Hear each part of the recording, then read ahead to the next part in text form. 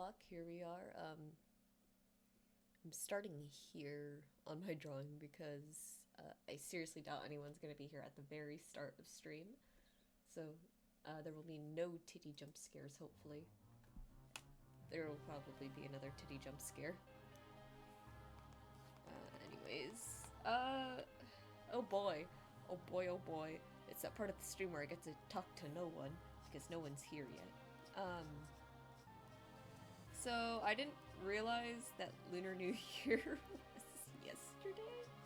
At the time of like streaming this, at least it was yesterday, and I didn't know. Cause I swear, last year it was like February or something, like sometime in February. So I was like, okay, so if that's the case, like I have until February to do this, so I'm gonna I can like hold off on this. I don't even think I wrote it down in my backlog actually. Now that I look at it, now that I think about it, I don't remember seeing it there. And um, lo and behold, I see like posts about Lunar New Year, and I'm like, oh shit. It's okay though. My family is not super big on what's it called? On it, mostly because like we're a Filipino family, and I don't know if Filipinos have like their own New Year. Like my mom is Chinese, but she didn't grow up in China, you know. So like, um, actually, I'm curious, just real quick, really, really quick. Uh.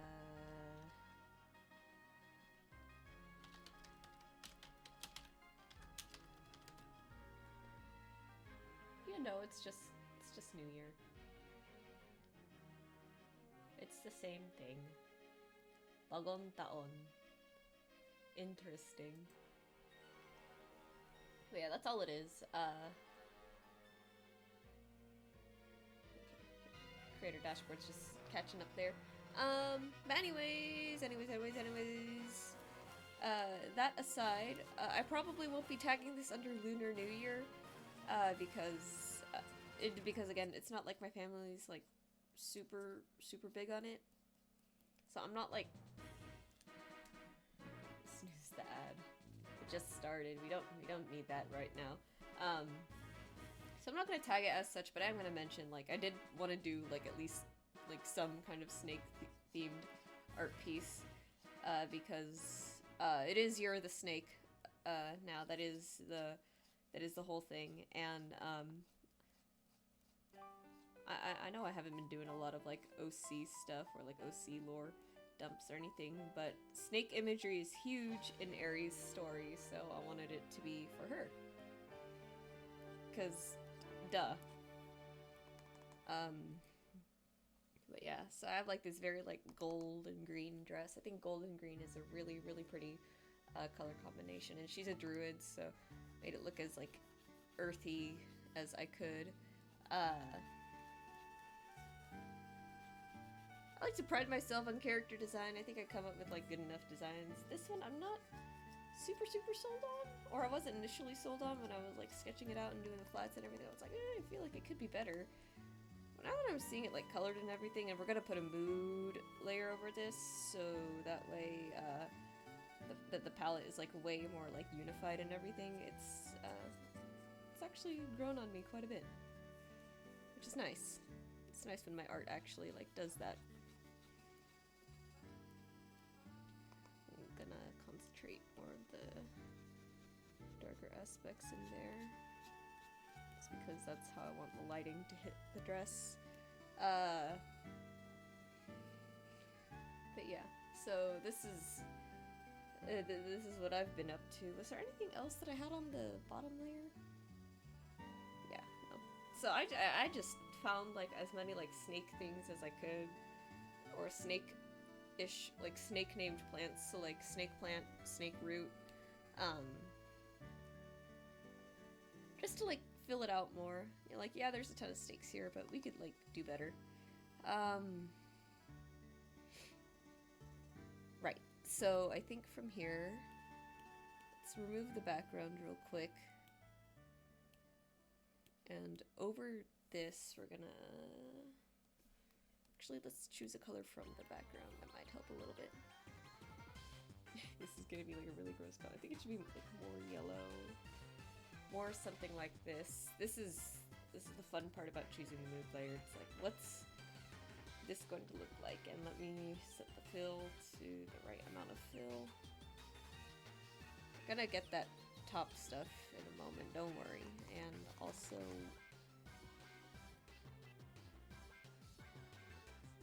What is that?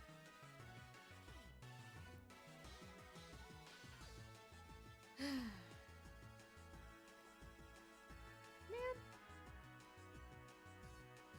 Okay, so it's something on top here. Oh my god, how did that happen? I'll fix that in a moment. Anyways. But yeah. Completely forgot what I was talking about. Lots of funny stuff, I think, to talk about. I think I want to wait for someone to be in chat for that. I don't see anyone yet, so that's okay.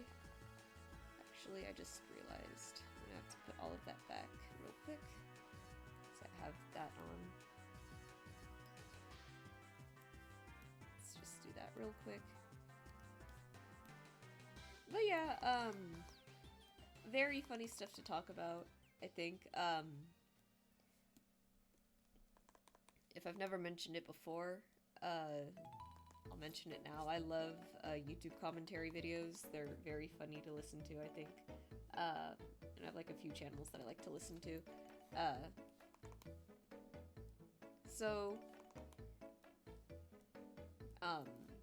Yeah. I want to like... I just want to like talk about some funny stuff that I saw over the week. I think it'll be funny. As the title of the stream suggests, Johnny is closing tonight, so he will not be playing Stardew, unfortunately. Let's see. Let me just make sure.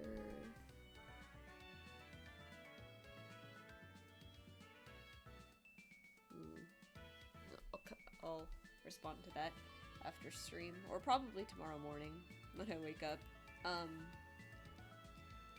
Things have been going well for the most part. I'm just like all over the place with art, as it turns out. But it's all good, honestly. Quite happy. Tomorrow I'm probably gonna run down to Staples after work or something, because the game store offered to let me borrow a table there to take a picture of like an example booth setup. So I need to go do that because I don't know how else I'm going to like show like the markets that I want to like apply for. Like, hey, this is how I'm gonna do my thing. I don't have my own table here at home to use. Really, it's like one square table at the end of the day, but I wouldn't necessarily call that like enough. Because I don't know how much space I even need to begin with. It's like kind of daunting to think about, but I know I shouldn't like get too like overworked right now.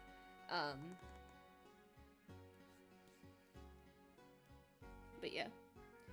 Alright, and then I'm gonna turn off that real quick, so just so we can like see sort of what it's gonna look like. So I like hard light usually creates like a nice it's just hard because red is such a difficult color to work with sometimes. Red is neat. I like red a lot. I have nothing like against it. I think it's a really cool color. It used to be my favorite color, but like that might actually work.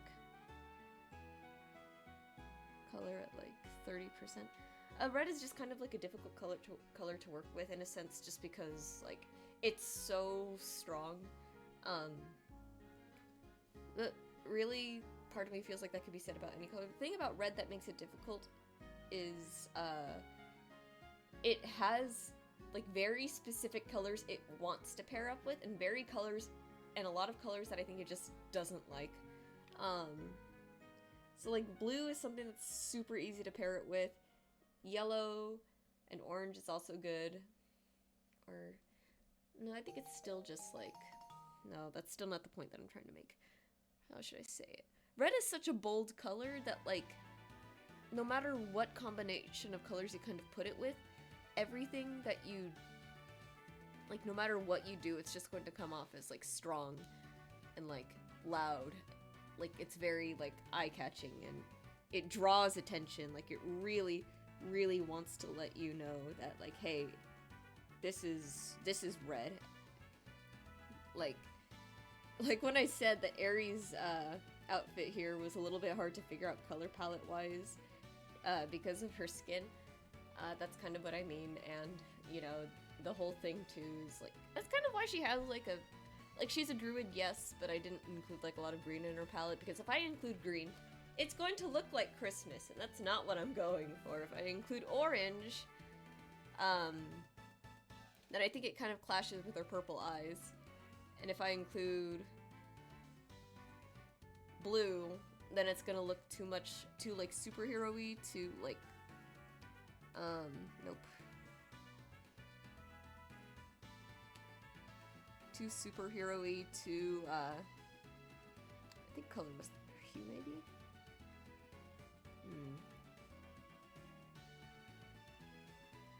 We'll noodle with it. We'll keep figuring it out. But anyways, it's just gonna look too,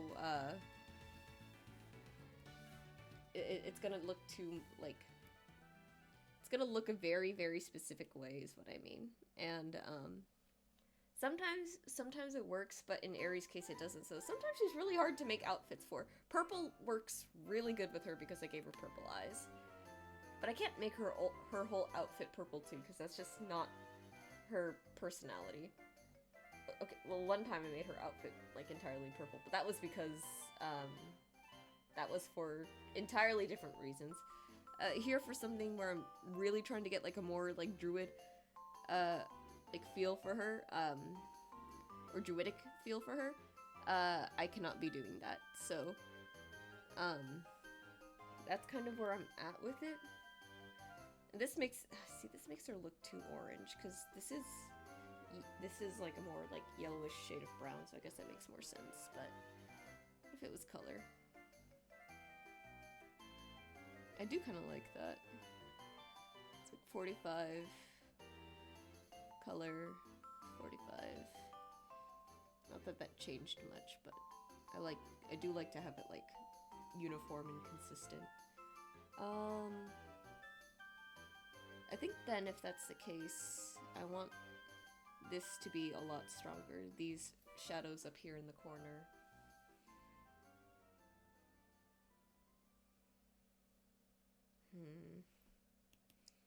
What if I just tried like a multiply instead? Good old multiply.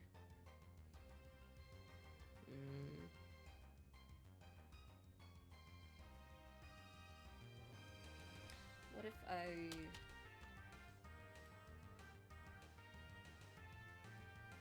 switch, and then...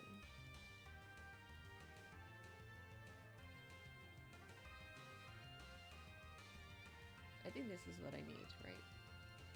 Because this just makes it look too dark, but this like combines the two in a way that I need it, and I can just adjust that. Yeah, there we go. We'll have two mood layers. And then...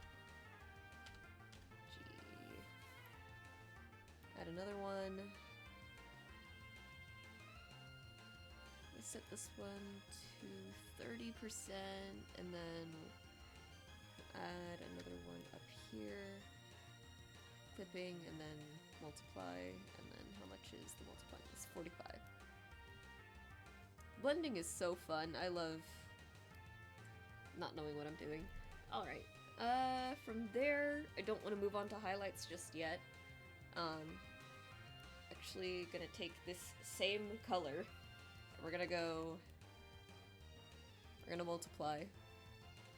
I might make it a little lighter actually, hang on. It's like around here. Let me just... If I made it more red real quick, just curious. 'Cause I I made it like this magenta color. Yeah, I like that actually. I just want like a shadow below her to show that she's like really like on the ground.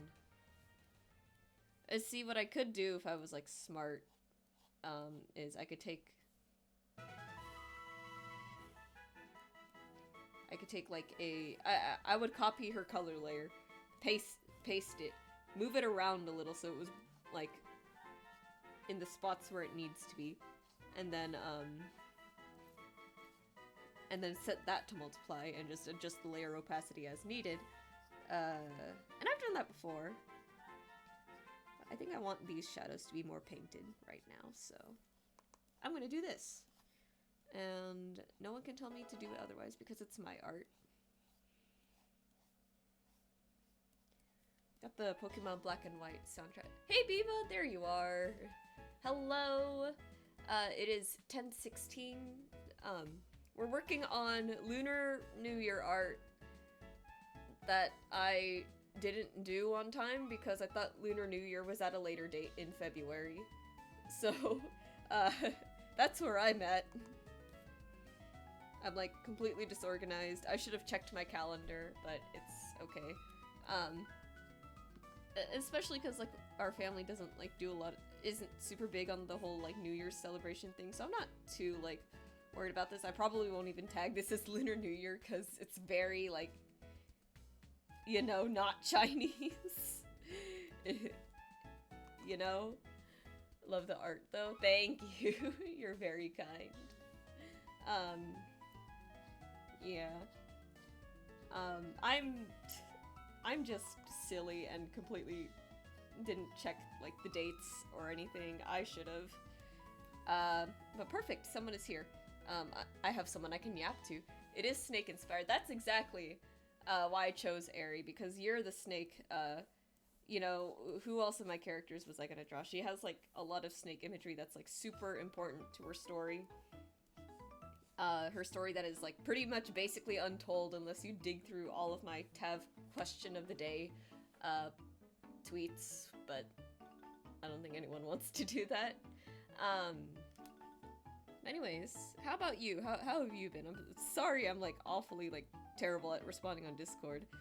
I have so much trouble like remembering, and my day is like so mundane, so it's like oh, thank you. But yeah, how have you been?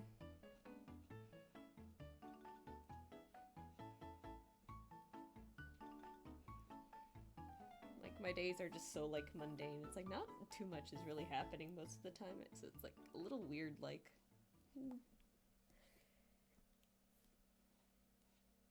I know the last thing you told me about was the car, so I know that's like huge, and I'm like glad you got like that whole thing like figured out. I do remember you told me that one.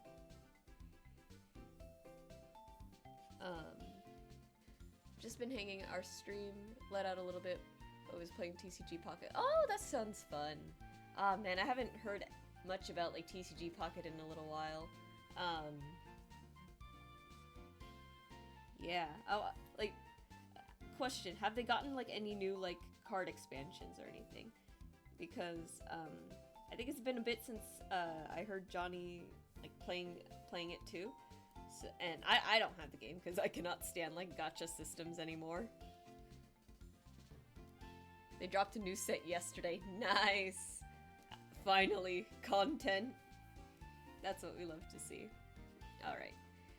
Now that you're here, I can actually talk about the funny stories that I want to talk about. So I've made it... so I stated earlier before when I think it was just me in chat that I like watching YouTube commentary. It's mostly because I find it like really entertaining and really funny. I think it's a great source of information for like internet drama, especially the sources that I watch because they usually come at things with like very like unbiased and everything. It's Sinnoh. Ooh! Ooh, that is fun. Sinnoh is such a great generation. Okay. This isn't like internet drama. Just to preface, it's nothing like that. Like, I like internet drama, but not too much. I like the funny stuff. So I'm assuming You and anyone else in chat is familiar with, like, alpha male content, right? Like, God, I'm also a guilty pleasure YouTube commentator watcher. Yes! Okay, the alpha male content. I watch a lot of Moist Critical. I like his content a lot. And the alpha male stuff, the alpha male slander that he has is so funny. Like, okay, so, hang on, there's something here that's bothering me. How does this keep happening on this piece? What layer is that on? Oh my god.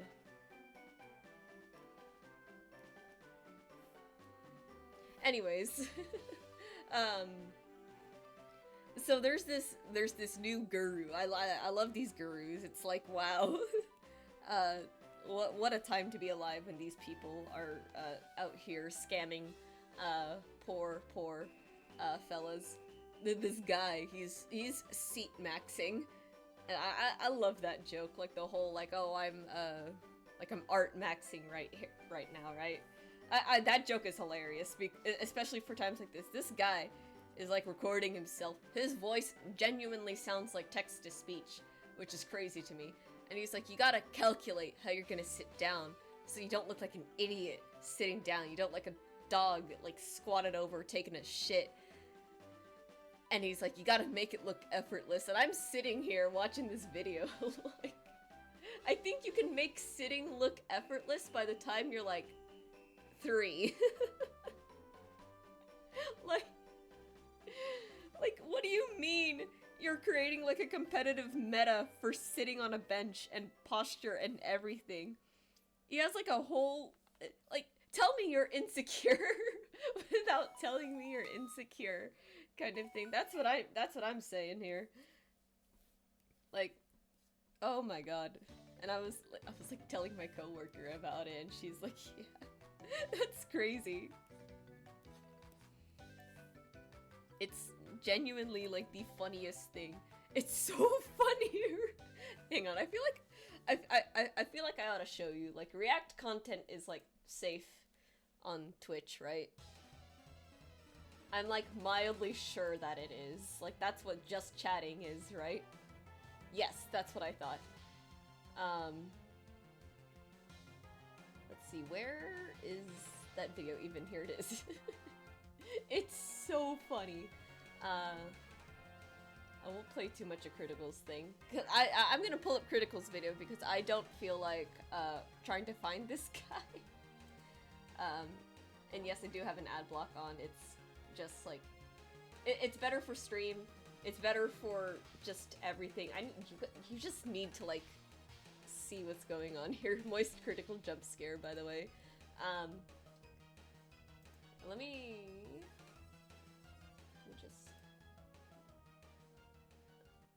put it down just a little bit so we can. It's borderline necessary at this point, right? See, I don't like that I have to run ads on my Twitch thing because being affiliate was the only way we were gonna get emotes. But I don't like having you guys watch ads, and I don't want to ask you guys to like sub. So I'll just like leave it up to you guys on whether you like want to sit down and watch the ads or not. But it's like right about here, I think. Look at this. He sounds like an AI, like genuinely. Like, what about that? What about the... Genuinely, what about sitting down like that lowers your social status? Like, genuinely. I think it's normal to like look around. Like, he's saying sitting like that is a problem. You want to see like the... Because this is someone who's trying to like... oh boy, I'm gonna let you finish that thought. 5-second delay is killing me. To say this is helpful for getting a date? It's not even just that. It's not even just that at this point. Like, this is his, like, his correct way of sitting. He's like, you don't gotta look at the seat, you just gotta sit down. Not to, like, maliciously, like, prank him or say that I'm going to do this because I don't freaking know where this is. But usually it's generally if a woman if a woman genuinely thinks that's how you sit, is that a big deal? I think she has a problem.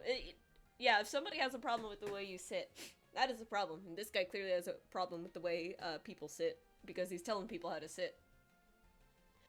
But also, but it's also not even like just in like the dating sphere kind of thing. It's also just it's also like it's also like trying to like build for like success. It's like, oh, you want to be successful?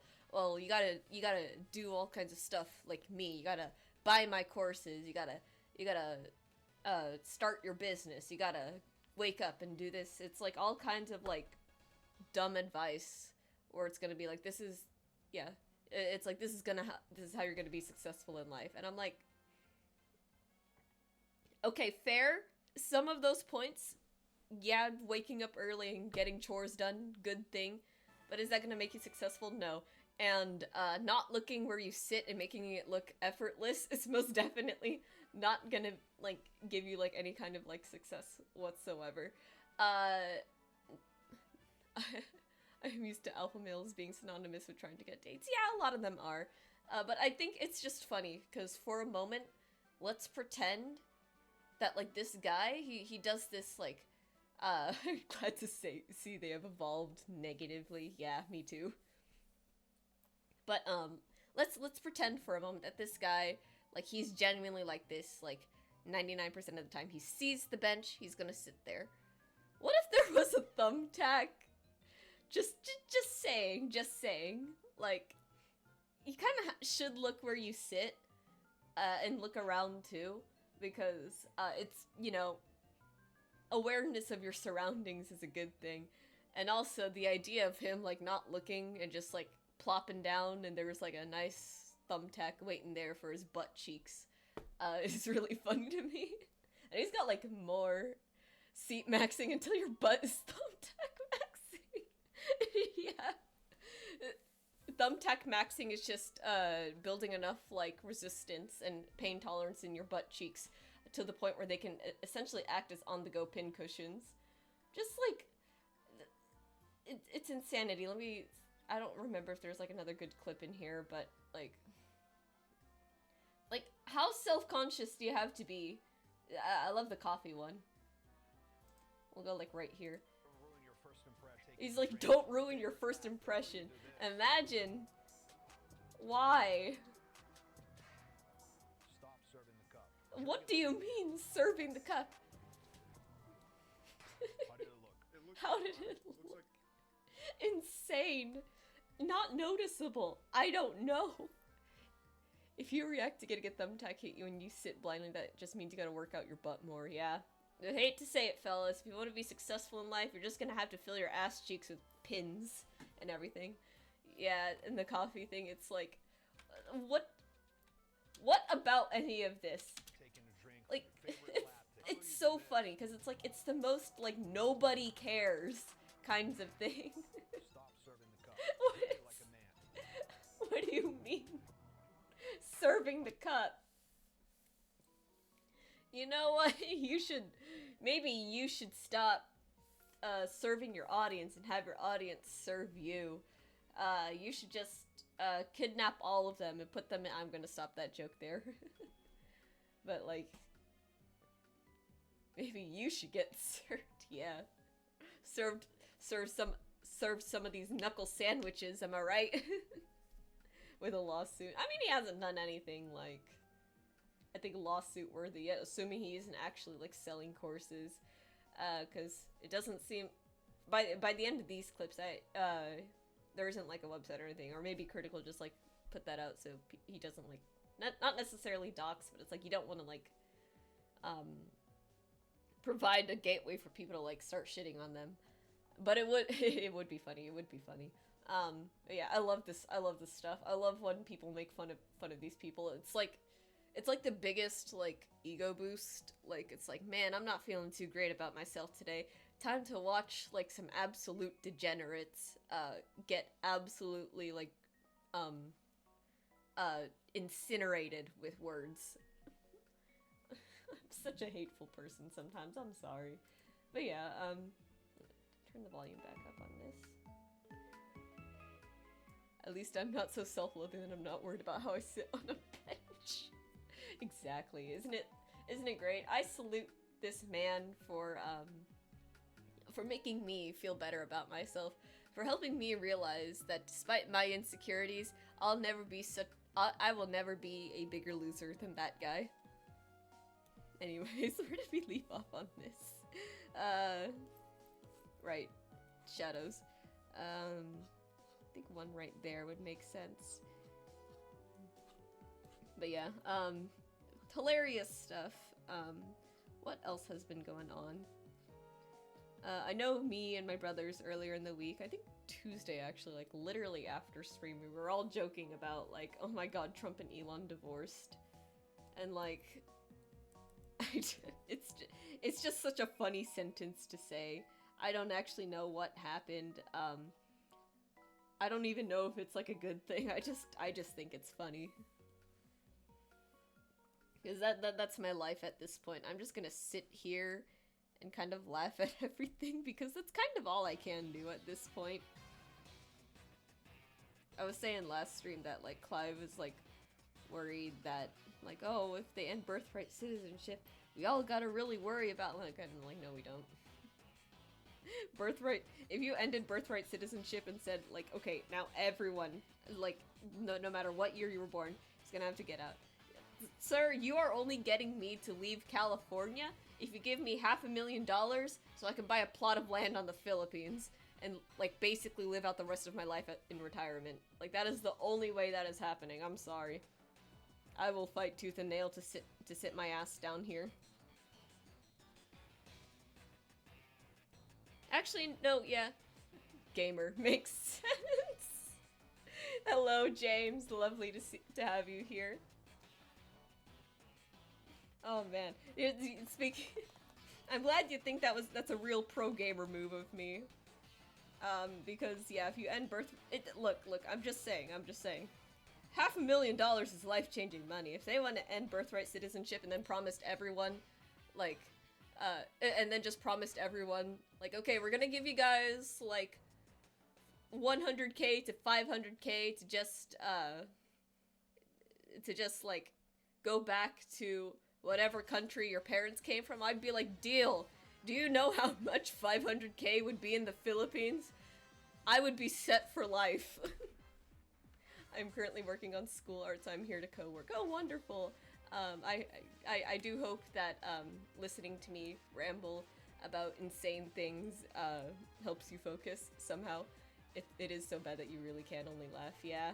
Clive kind of disagreed with it. He's like, I don't want any more division. I'm like, Clive, the division we have right now really should just be like, are you on the right side or the wrong side? And I know I'm on the right side, so I'm gonna laugh knowing that when I die, I am going to be on the right side of history textbooks.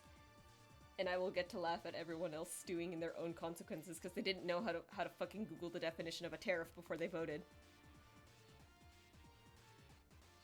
Is Twitch gonna like shadow ban me for this? Twitch, please don't. I'm so funny.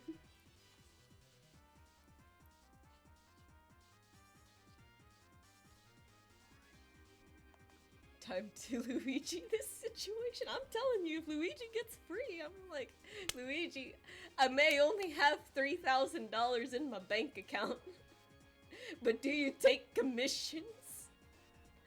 Look, I'm just saying. No, it's so true. I love my chat. I love how, like, low-key terrorists we are. I'm kidding. But, like, what if I wasn't? That's what my Discord server is gonna be, guys. The Pigeon Curve Discord server isn't gonna be stream announcements. It's like, alright guys, how are we gonna do it? Breloom has bullets seed for a reason. That's crazy. Oh man. That is actually such a wild statement. Oh boy. Okay. No, I still need to get the shadows of the snakes. I'm stupid. I'm stupid. But yeah.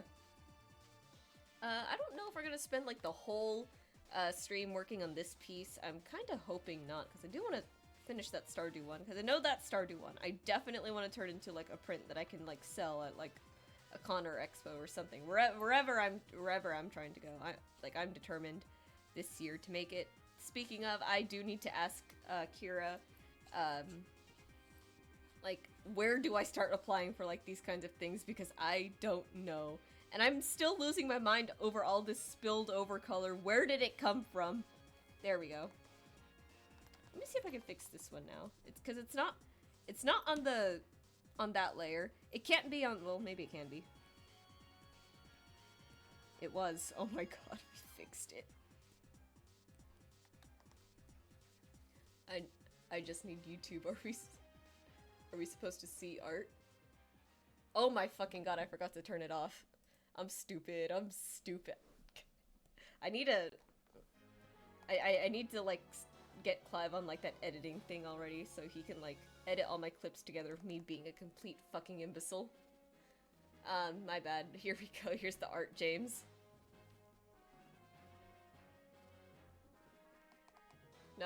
Not need. See, I said need because you said need. Ah, I see.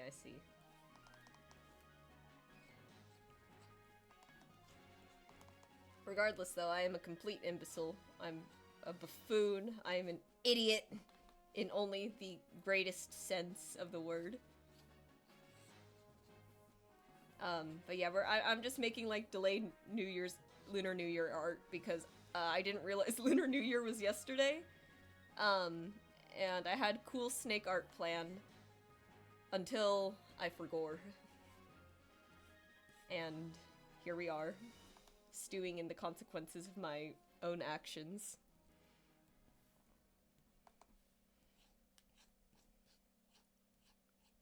Yeah. Today would have been a Stardew stream. It would have been a Stardew stream with Johnny, I think. But again, he's closing today, so we can't do that. We actually played a little bit last night, and I completely forgot that where we left off, I wanted to decorate my house, so I spent all of yesterday trying to decorate the house. Decorating in Stardew is so hard, and I don't get it. And, like, on one hand, there are some, like, design choices that I understand that Concerned Ape makes, right? Obviously the game is like isometric, bird's eye point of view, sort of, so there are like certain things that have to be front facing so you can see what's on them. On the other hand, I don't think my china cabinet should be like facing the wall in my house. So I was just like, how am I going to, the whole time I was just like, how am I going to like make this kitchen actually look like a kitchen, because it's not happening right now. And, I didn't finish yesterday, unfortunately. I was still, like, what is happening? Let's see, erase some of those extra bits of color. I don't know if I would sell this one as a print. I feel like I could have done a lot better on it is the one thing, but I don't normally draw people lying down like this, so... I really don't like Stardew's art. Interesting. I mean, fair enough. Like, I kind of get it, just because, like, some of the portraits are, like, oh, could have been done a little bit better. But overall, I think I generally like it. It's, like, very pleasing to the eye, I think. It's good for what it is.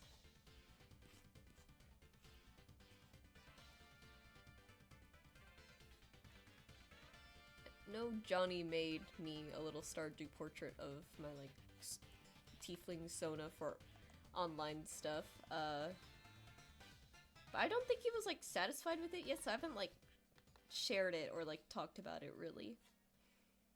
So, just kind of been, like, waiting on that. But I like how he did it. Looks really nice. I think my thing with, like, Stardew's art is that, like, some of the portraits, I think a lot of them, it's like, you could, not that it's bad that it's inspired by anime, because duh, it's inspired by anime, like, you can really tell, right? My thing with it is that, like, a lot of the characters don't really translate well from, like, their overworld sprite into their portrait. like Abigail, for example, she has like a bow as her on her overworld sprite, but then you look at her like her portrait, and it's not there. I'm like, why haven't you removed this or like added this?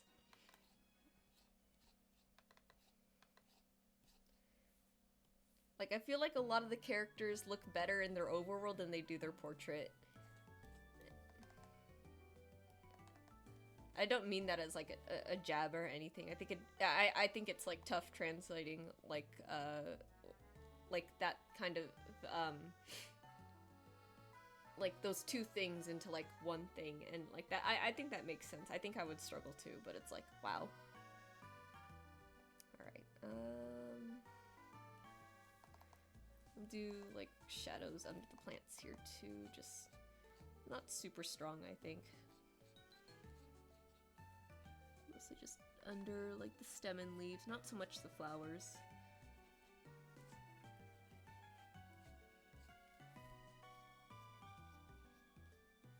I know when I first started playing like a few years ago, redo Stardew but Fire Emblem GBA graphics. I'm gonna have to look that up. Hang on.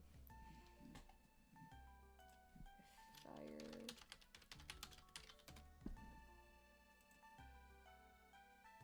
Let me put sprites. That's probably better. Oh.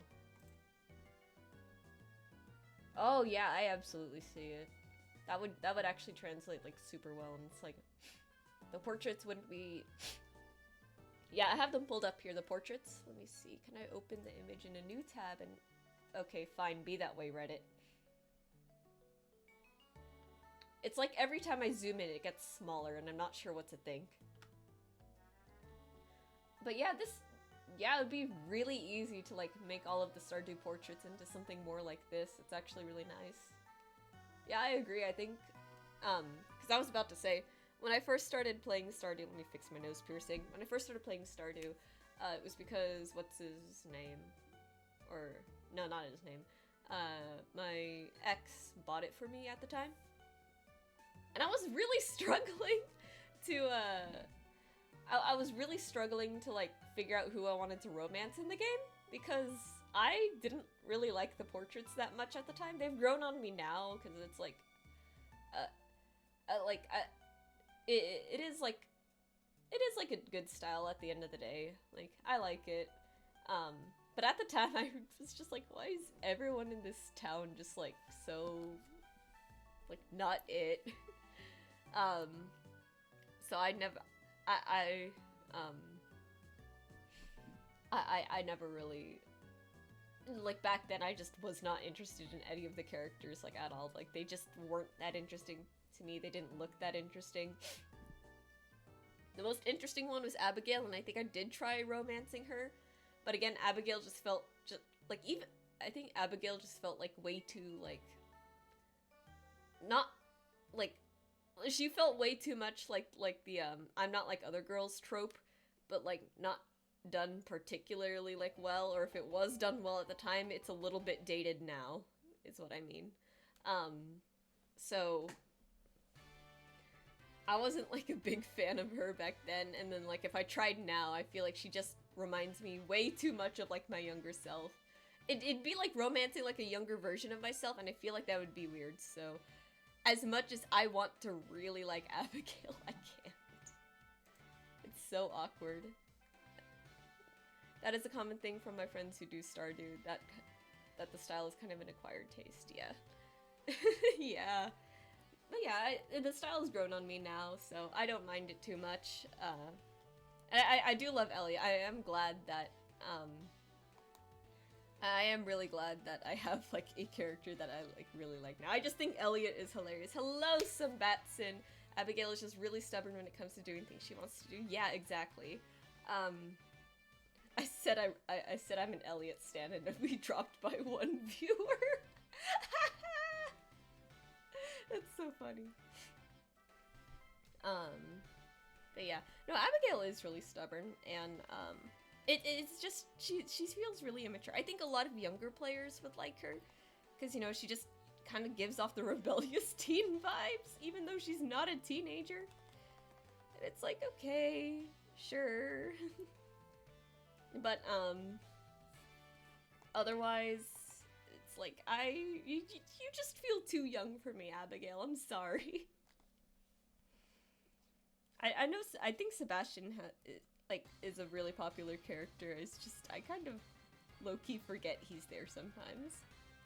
And I feel bad because I know that's kind of part of his story. But it's not my fault he hides away all the time. He's like hidden away all the time. Like, it's hard for me to catch him, basically. So it's like, I will forget. Out of sight, out of mind, I'm sorry. Speaking of Stardew, since I know we got at least one D&D person in chat, question, if the Stardews were D&D characters, what race and class would they be? Because I wanted to have this discussion on Tuesday, but we didn't have too many, active people in chat. It was just Shunky, I believe. If he wants to be seen, there should just not be days where he's just constantly in his room. Yeah, like, low-key, like, I get it. It's, like, frustrating when you think that, like, everyone's forgotten you, and they don't care about you, yada yada yada. But also, you kinda can't be, like, holed up in your room all the time. But I do think it's just kind of a young person thing. And, like, again, it's not that he's, like, there because he's, like, bed rotting or anything. He's there because, he's doing programming work. So it's like, I get it. I was in school for programming once, and look at me now. I need to know more about the Stardew characters. Ah, I see. Okay, Haley is for sure an elf, like a really snotty one. I did make her into a high elf sorcerer in Baldur's Gate 3 one night. Here, I got something for you guys. If we finish the snake art early, we're gonna move on to this one. Oh, and I did buy Medibang Premium because I ran out of cloud storage, and I was like, you know what? It's in Japanese yen, so technically this is cheaper in my head than I think it is. But yeah, Soldier Poet King, the classic TikTok tavern song. I want to make a TikTok again. TikTok isn't banned, so I'm free to make whatever stupid content I want. And here are my silly little things. Technically, Haley is a sorcerer in my head. She is a sun elf. But it's sorcerer and king did not translate well in the song, so here we are. She's the queen in the song. We have Tiefling Fighter as Abigail. And then Elliot as the Bard Wood Elf, because what the fuck else would he be? And then Haley as the human queen or something. She looks really pretty. I'm so very normal about the band that did Soldier Poet King. That is my thing I could chronically yap about. I need to get more into them because I am falling back into my fantasy tavern phase where I am just like sitting there listening to songs like I want to be in a tavern with a bunch of people and dance and sing. Why can't I have that in real life right now? I'm in my phase. People will say, oh, it's just a phase. It is just a phase. It's just gonna come back around again. After the peak tavern song from them, you're gonna have to send that to me. Yeah, definitely. Yeah, we're gonna be working on this, after. And hopefully I won't miserably fail at recording TikToks like I did last time. Okay, and then it's just gonna be this plant up here. We can move on to highlights. I love that TikTok isn't banned. I love that it was basically for offline for 8 hours. And nothing happened. I'm not upset that it's back. I'm upset that this even was a problem to begin with. I will DM you the song and I will check it out after stream. I'll probably listen to it on my way to work. But yeah, we're having fun today. I think that's everything. I think the darkness around the thing is just about where I want it to be. Oops. Real quick. I'm gonna like add a little bit extra here. I do realize it looks a little bit like strange. Okay, I'm sorry, Medibang. My entire FYP is very different now and I'm in Canada. Ooh. Did the algorithm actually change? Because I did see some conspiracies about that. I don't, see, I'd check my For You page, but I don't actually browse TikTok, so I'm a little worried about what's even there in the first place. But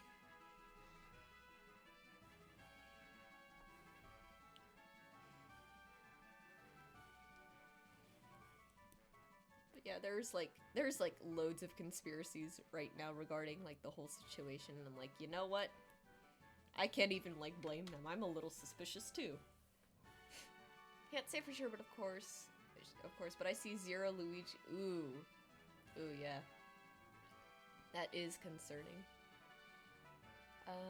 But I guess to be fair, on YouTube, I haven't seen like any major videos recommended to me about Luigi yet. And I'm not saying that like, oh, YouTube is like completely unbiased and they're, I'm just saying like, the internet does like shift around a lot.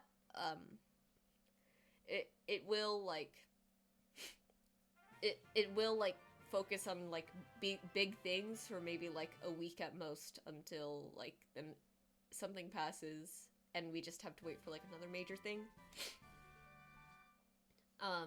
The last thing I saw about Luigi was that people were making fan edits of his lawyer, which is the greatest thing I think I have ever had to like witness in my time as a human being on this planet. So that was so fun. It is very funny. Imagine like just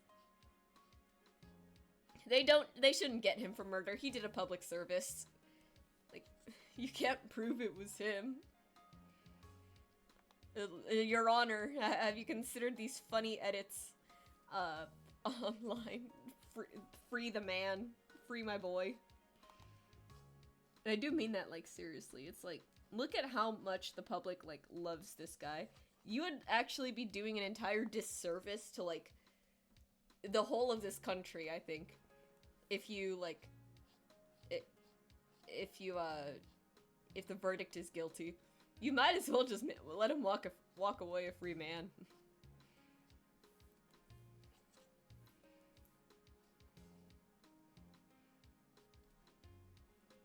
And to be fair, it is very true, like, what the lawyer was saying. People were like, yeah, the dude had, like, a manifesto from what I remember and everything, and he was, like, very, like, jaded towards this stuff. But that's still all speculation. That's not hard proof that that Luigi, like, committed the crime, to be fair. Like, it's still, like, very, like, fair to say, like, he only allegedly did this. And, like, his lawyer knows that, so he's just not playing into, like, any, leading questions or anything. He's just saying, well, there is no proof. There is, like, legitimately, like, no concrete proof. It's all technically speculation. I could write a manifesto right now. Which I think is the cool thing about the situation. I just think it's very silly. Alright. Now we gotta choose a color to shade the rest of it. Yay! I definitely want to go like with some kind of like really like off yellow. Like really funky yellow. I love the word funky. I mean, a lot of people say things they don't end up doing, right? I'm gonna say on stream right now that you know what, now that I think about it, I probably shouldn't say something like that serious. What's something less incriminating that I could say? I'm going to rob the Carl's Jr. tomorrow. I'm gonna find all of our sourdough bread and I'm just gonna take all of that bread home with me. Am I actually gonna do that? It's all alleged, it's all up in the air. Ooh. Oh man, not the sourdough. Thank you. I think one of these days, I'm gonna say, like, something, like, completely, like, one of these days, someone is gonna, like, go through my entire, like, Twitch VODs and everything, and they're going to find, like, these clips of me saying, like, worse and worse and worse things. It's gonna start with the whole, like, not cannibalism tangent, into an actual cannibalism tangent, into me accidentally saying something like, oh, I'm gonna bomb, the bank or whatever. I'm gonna bring a bomb into Carl's Jr. I don't even need to bring a bomb into Carl's Jr. I'm sure that charbroiler will blow if I just mess with it enough. Not that I'm going to. Not that I'm going to, guys. I haven't gone that far off the deep end yet. Allegedly.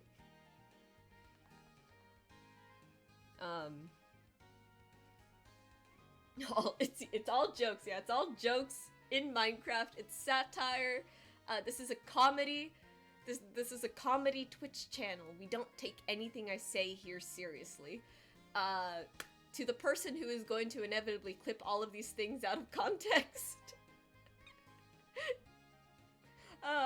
Please don't send it to authorities if you're doing this in The Sims. It's just a prank, bro.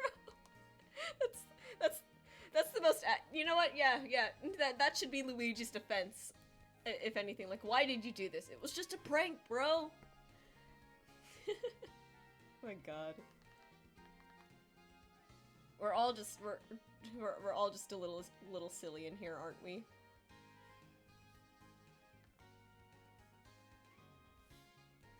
Let me get back onto like a less volatile topic that's hopefully not gonna get me arrested.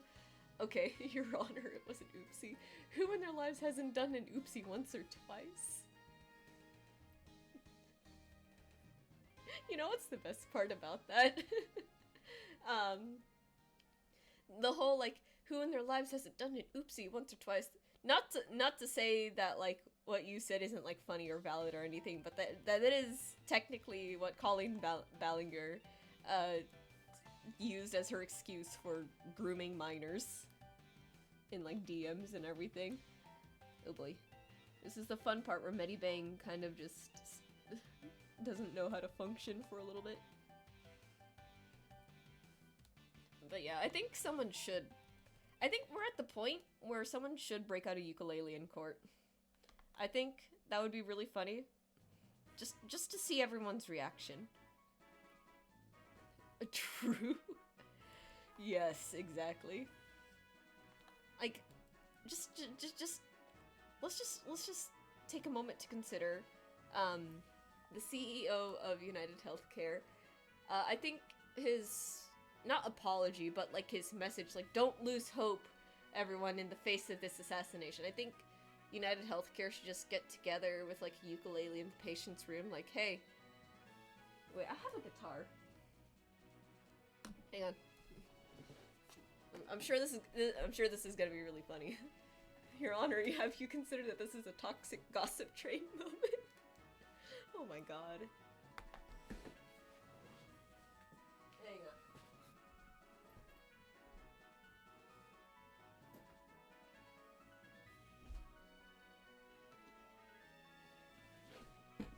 Now, do I know the actual chords to Toxic Gossip Train? No, but I know other chords.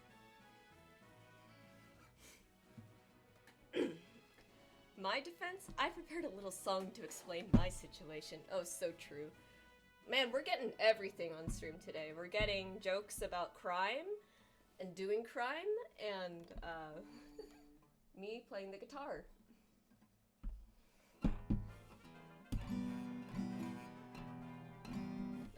I'm so bad at this.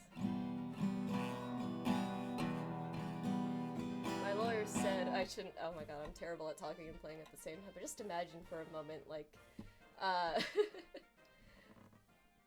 imagine for a moment, like, there's a patient on the hospital bed, and they need this life-saving surgery. And United Healthcare just comes in like, we got some bad news for you. We're gonna have to deny your insurance claim. But on the bright side, you really only had like 50 years left to live, so really. We're just doing your family an extra favor, you know? Like, imagine they walked in with a guitar and did that. I think I think that would be absolutely hilarious. Not hilarious, but it's just kind of... It'd be one of those moments where it'd be like, why is this the world I live in? If you think about it, you won't have a midlife crisis this way. Yeah. Basically. I hope you 5 viewers enjoyed that, because I don't usually bring the guitar out on stream. If I had that happen to me, I would simply pull out my own guitar and start playing I Want to Live like you sick bastards. I can do that too. Just like playing it in their ear like, I want to live, don't let me die. I actually have been learning it. I did post a clip on the socials. Was it yesterday? Today? I need to work on like clipping things more on Twitch. I need to like actually like set aside a little bit of time for that, because in my head, I don't know why it feels like clipping things is gonna take forever. Because it really doesn't. I guess if I was like trying to do like a whole highlight reel it would, but it is a very good song to learn. It has been a lot of fun. If I didn't leave my capo downstairs, I'd play a little bit again, but it's not like I've made much progress in learning the song between last week and this week because I've just been like distracted. But yeah, no, it is a really fun song to learn. I do like the finger picking style. I think this kind of like settles in my head like, yeah, I think alongside acoustic I would like to have like a classic guitar that actually like one sounds nice, two doesn't have high action, because me and Johnny figured out like why I'm struggling a lot with some things. The action on this guitar, which basically just for to dumb it down, because I don't know what I'm talking about. Essentially, it's the height of the strings from what I can tell, so it sits really high, which means even though my fingers are like, you know, like chicken bones, the strings are gonna touch it, which means a lot of the strings end up getting muted no matter what I do, which is really frustrating because, yeah, it's a good practice to play with the tips of your fingers, but I would like to play, like, right about here, rather than, like, all the way up here under my fingernail, so... And even then, it will still touch the thing, so Johnny said he would lower the action for me, and I'm like, thank you, Johnny.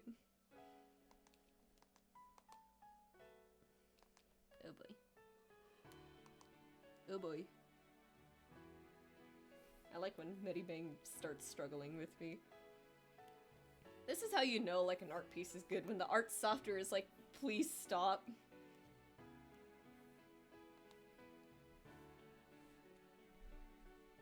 Anyways, let's see, what else has been funny this week? No pain, no gain, yeah. Are you really making, is your art piece really good if your art software also isn't, like, having a heart attack working on it? Yes, because all art is valid. Put a little asterisk up there, like, except for, like, hate art, and AI art, and other things, and I can't think right now. Let's see.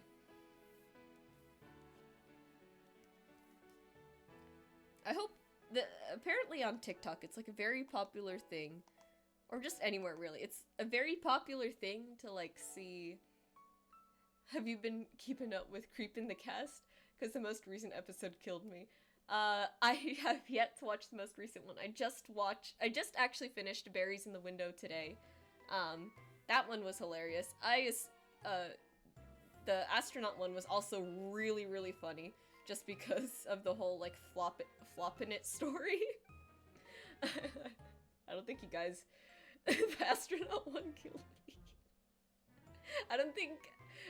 For those of you who don't watch Creepcast alongside me and Beep, I don't think you guys want me to explain the floppin' it story. Because one, it's not my story to share. Two, I think it would get me properly banned off of Twitch if I keep mentioning it now. What if they were in the bag, just flopping it? If you are curious, though, it is exactly what you're imagining.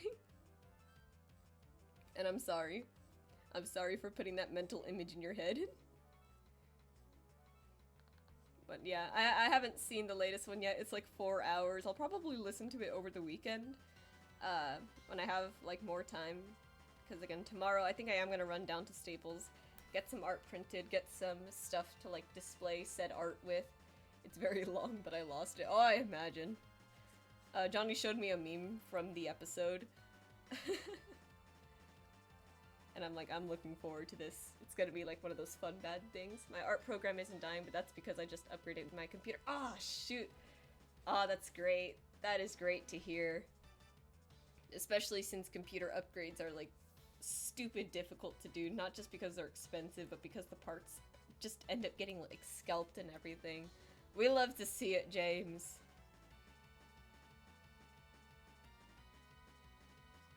But yeah. What else? What else has been happening this week? Oh, back to the slight alpha male discussion earlier. I was like thinking about this in my head, and it's like, I really wish gaming didn't, sometimes part of me wishes that gaming didn't become like as mainstream as it is like right now. Cause like before it's like, oh, what are you, a nerd? You're playing video games, right? Or whatever. Like that was the insult back then. Or something. But now it's like, oh, well, you're like, but then at some point it got like really, really like cool to be a gamer. Like, oh yeah, you're like super cool for like doing all these things. And now it's just like, okay, yeah, you play video games, so does everyone play video games. But I wish we never had like that middle part, you know? Because now all the alpha males are like using it. Like, you want to like level up your thing, and it's like, it's the cringiest like thing I've ever heard. And it's not even just like the alpha male stuff, it'll be like general like marketing like stuff too. And I'm like, please stop, please stop using one of the things that gives me the greatest joy in life to shill like your corporate messages. I hate it.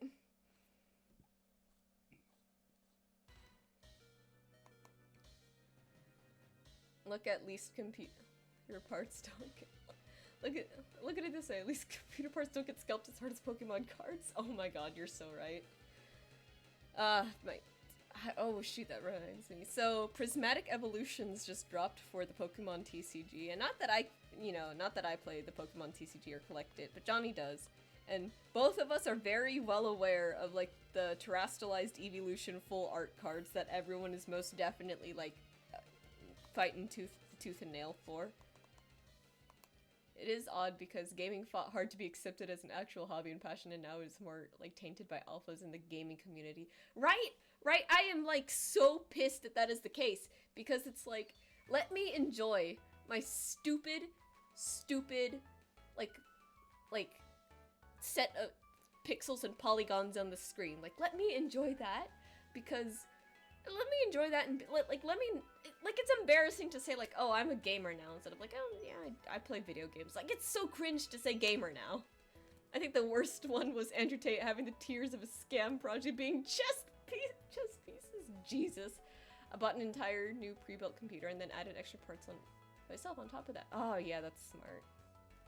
Yeah. Pre-built, I'm glad that pre-builts exist, just because, like, I feel like, one, they're already, like, very, like, customizable, and two, it's probably, like, you can get your hands on, like, parts that scalpers are absolutely, like, stealing. But because he's an idiot alpha male, he skipped the queen piece, because, you know, no girls allowed, but in doing so, he forgot the objectively most powerful piece in chess. Jesus Christ.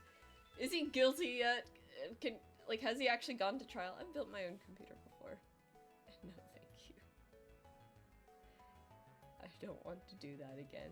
Yeah, that's fair. I can't imagine. My computer right now was a loan from my ex, or a hand-me-down from my ex, because he had upgraded his PC, and he was like, you know what, I want to play PC games with you, and I have all these old parts that you can use, and I was just like, well, you know what, I know nothing about PC gaming, but if you say so. Because I wasn't really on PC a lot back then, I was on consoles. But yeah, I don't think I would ever really go back to consoles, it's just more convenient right now. But yeah, no, gaming as a whole has just been, like, tainted by, like, the worst people. I'm like, can I just enjoy my stupid thing? Like, can I call myself a gamer without, like, cringing inside, knowing exactly, like, what I'm the people I'm associating myself with. And I don't mean that I don't mean that I'm cringing associating myself with gamers. I mean I'm cringing associating myself with alpha males and other like toxic sweats in the community. It's just like, guys, can we not? Also, again, the corporate like usage of it, just like oh, like increase your skills with this or whatever. It's just like, please stop. Please actually just stop. I would pay you even more money than what you're charging for this to never speak again. That's where I'm at with it.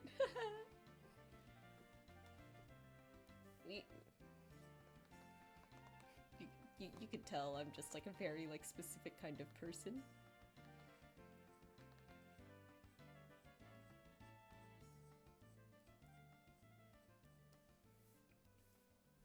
Yeah, that was just like a topic that I wanted to bring up because it's like it's just such a stupid phenomenon that happened, and I'm just like I hate this.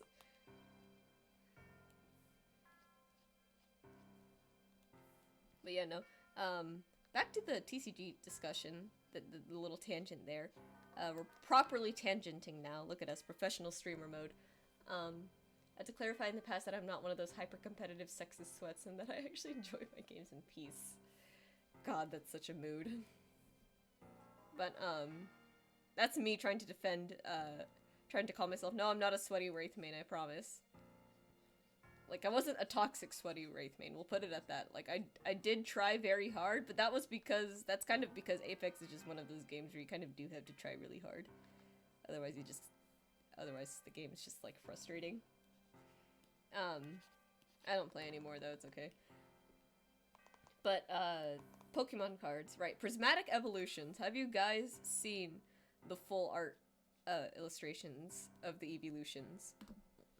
Because they are actually, like, gorgeous. So I get the hype, but at the same time, it's like, god frickin' damn it, guys. Let me pull them up.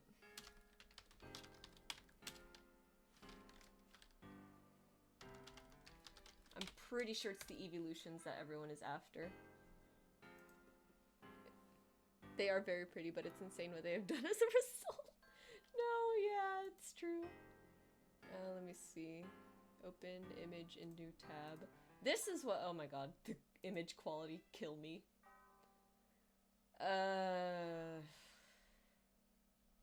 See, if there was an easier way to look this up on TCG Player, I would, but oh, this might actually be a better image. And it's another freaking Reddit. Oh my god, this is fine, this is fine. It's just because the Reddit doesn't let me, like, zoom in as much as I'd like. It bugs me because I like watching pack pull videos, but I know, like, that just feeds into it all, you know? Yeah, I get you. So, like, these are the full art evolutions. And they're very pretty. Like, credit where credit is due. I understand why people are, like, fighting over these. Because they look super good, right? Leafeon is my favorite. This is probably one of the best Leafeon cards I think I've ever seen. Sylveon is just flashy as always. I love Jolteon here. Like, they're all so good. But oh my god, the scalpers are killing me. So again, I work at a game store. And, for the past 2 weeks, every time I come in, there are no Pokemon boosters whatsoever. We just have our single rares. And it's kind of insane. And it sucks too, because I do want to, like, buy stuff for Johnny usually after my shift, because, you know, he closes on Mondays usually, so it's like, oh, well, let me just get him something. Let me get him something, because, you know, it's, like, hard to find these anyways. A friend of mine pulled Glaceon card, and then we saw the prices. Oh boy, actually, yeah, let's look at the prices. I love TCG Player. TCG Player. This is unironically what I would do for, like, a long time, like, each week. Oh my god, I wish the website would... Opera, can you please force dark mode on this? Hang on.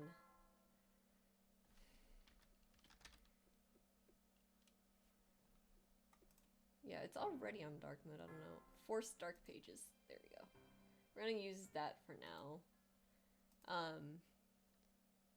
Ask both you, Kerr, and chat what their favorite evolutions are, because now I'm curious. Well, I said mine is Leafeon already. I love Leafeon. I love grass types. I think they're very fun. I think Leafeon's like the prettiest one. I'm just a big nature girly sometimes. Umbreon? That's also really good, and I like Umbreon a lot. Let's see. How much is the Glaceon? And do I remember how to use the filters? Pokemon set prismatic evolutions. Here we go. Oh, Jesus Christ. I love Flareon. Based choices. Yeah, these are the good ones. And also, if anyone else wants to like put their favorite evolution, I don't want anyone bullying anyone for choosing Vaporeon. Vaporeon is cute. Vaporeon's like a little water puppy.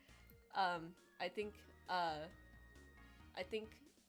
that what the internet has done to Vaporeon is entirely unforgivable. And if any of you guys put that copy pasta in here, I will beat you with a stick. Unfortunately, before I was about to literally say, no. Vaporeon fans, you are safe here, as long as you're a Vaporeon fan for the right reason. I was a Vaporeon enjoyer before the meme. Literally. Okay, so I'm looking at TCG Player. The Glaceon Prismatic Evolutions, the secret illustration. Market price is $304.35. When it was the original ones, Vaporeon was mine. Yeah. I think of the three, I think it would have to be between Flareon and Vaporeon for me. I like how fluffy, like, Flareon is. I love how, like, I love the little cat face on, like, Vaporeon. It's, like very, like, shit-eating grin vibes to me. But yeah, the Glaceon goes for 300. Jesus Christ. What if I just... Okay, what if I go back? What if I just... what if I just put in prismatic evolutions?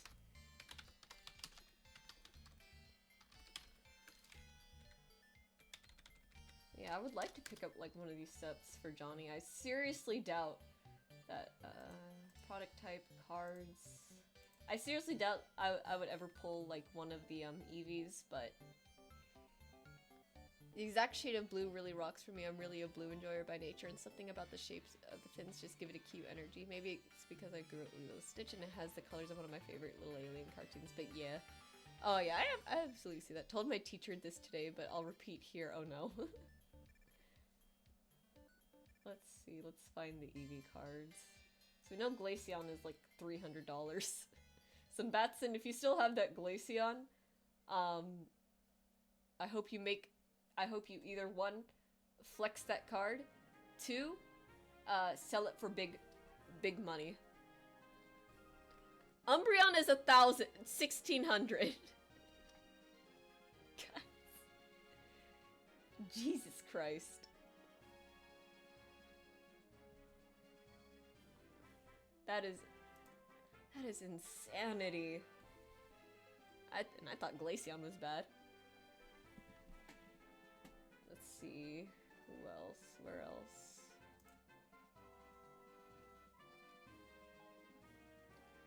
It'd be nice if I could... It'd be nice if I could, like, sort by... Oh, maybe not best selling. We'll go high to low. Here we go. Okay, so Umbreon is the biggest one at 1,600. Good frickin' lord. I have a lot of love for weird and not that popular Pokemon, but it is fun to have that because their plushies never go out of stock. Yeah, that's actually a really good point. Sylveon is 548. That's the market price right now for that one. Leafeon comes in at third at 376. Espeon is 373. And then Vaporeon is 311, Glaceon is 304, and then Flareon is 268, and Jolteon is 254, Eevee being 229. God. It's not heartbreaking, that's like the wrong word for it, but it's just like... I can't even comprehend these numbers. And it's not like these are like super high numbers, it's the fact that it's for like it's for a fancy piece of cardstock is what gets me. Like, maybe I would... Well, I guess it is, like, limited stock, and, like, you do get it from, like, chance, random chance. But I think, personally, I would rather just have these as, like, posters and prints, because these are just gorgeous, like, on their own. My friend's mom was a higher-up manager at a movie theater in our town. When the Pokemon and Digimon movies came out, she got boxes of the limited promo cards you got for going to see the movies in the theaters that weren't available anywhere else. That meant I also got boxes of them. I go to school and show people because they want to trade because of how limited they were. They'd be willing to trade more, and I'd often play up the fact that I'd have to go to the movies again to get a card. I was in elementary school. That's crazy. That's actually sick, honestly. Yeah, it is a little sad. The prices are like, yeah, I'm still watching and listening even. I'm gonna turn off that forced dark mode because I don't want it messing up my Google Sheets. Or maybe I won't. I'll see. Yeah, the Umbreon is... I'd argue the Umbreon is the best one, but Leafeon is just my favorite. Look at... I love the plants. I love, like, stuff like this. But that is absolute insanity. I didn't have to go to the movies to get more cards, I just had a box of them. I just wanted to get more cards from people. That's so smart. Marketing from a young age. Yeah. Warped Worlds, actually, we did art complimenting stream on Tuesday. Warped Worlds, he's actually making a TCG, which is super cool, and I wish him all the best for it, because I am very excited. Make the bank here being Pokemon cards. It's true. It's true. Like, it's not even funny how true that is sometimes. It's like, why is this the state of the world that we're in?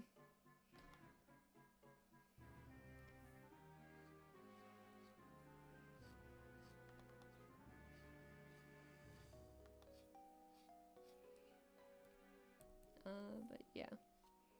Another thing about the game store, we had a kid, maybe like 13 to 14, like at the oldest, right?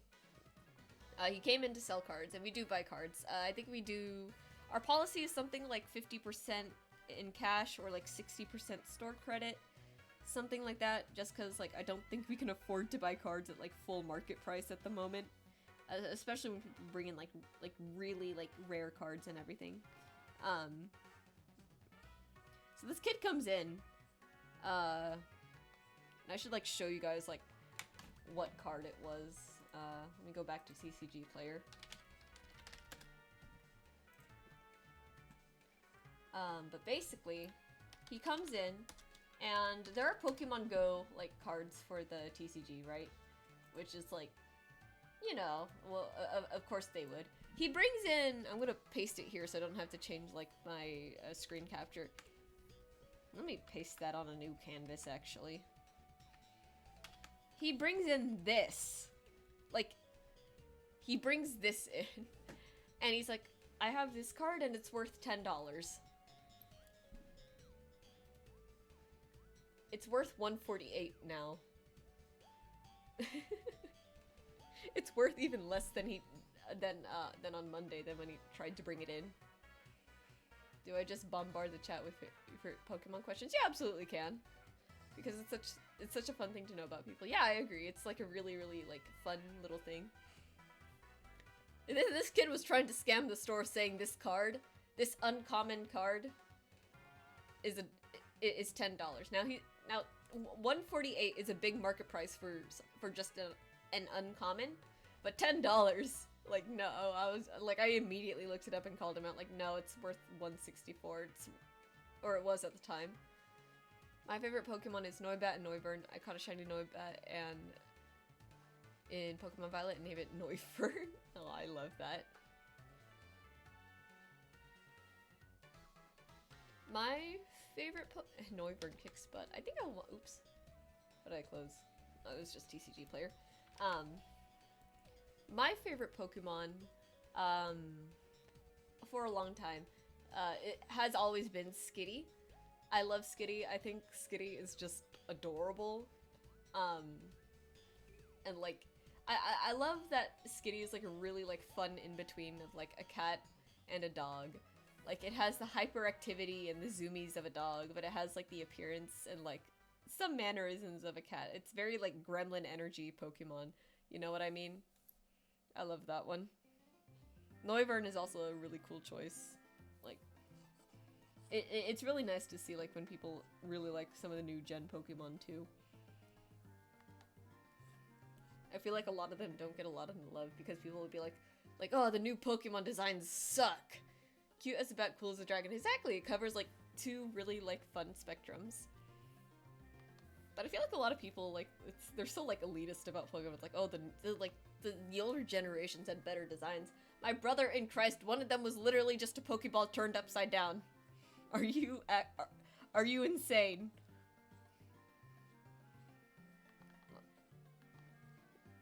But yeah, I love Skitty. If I had a second favorite, probably Leafeon.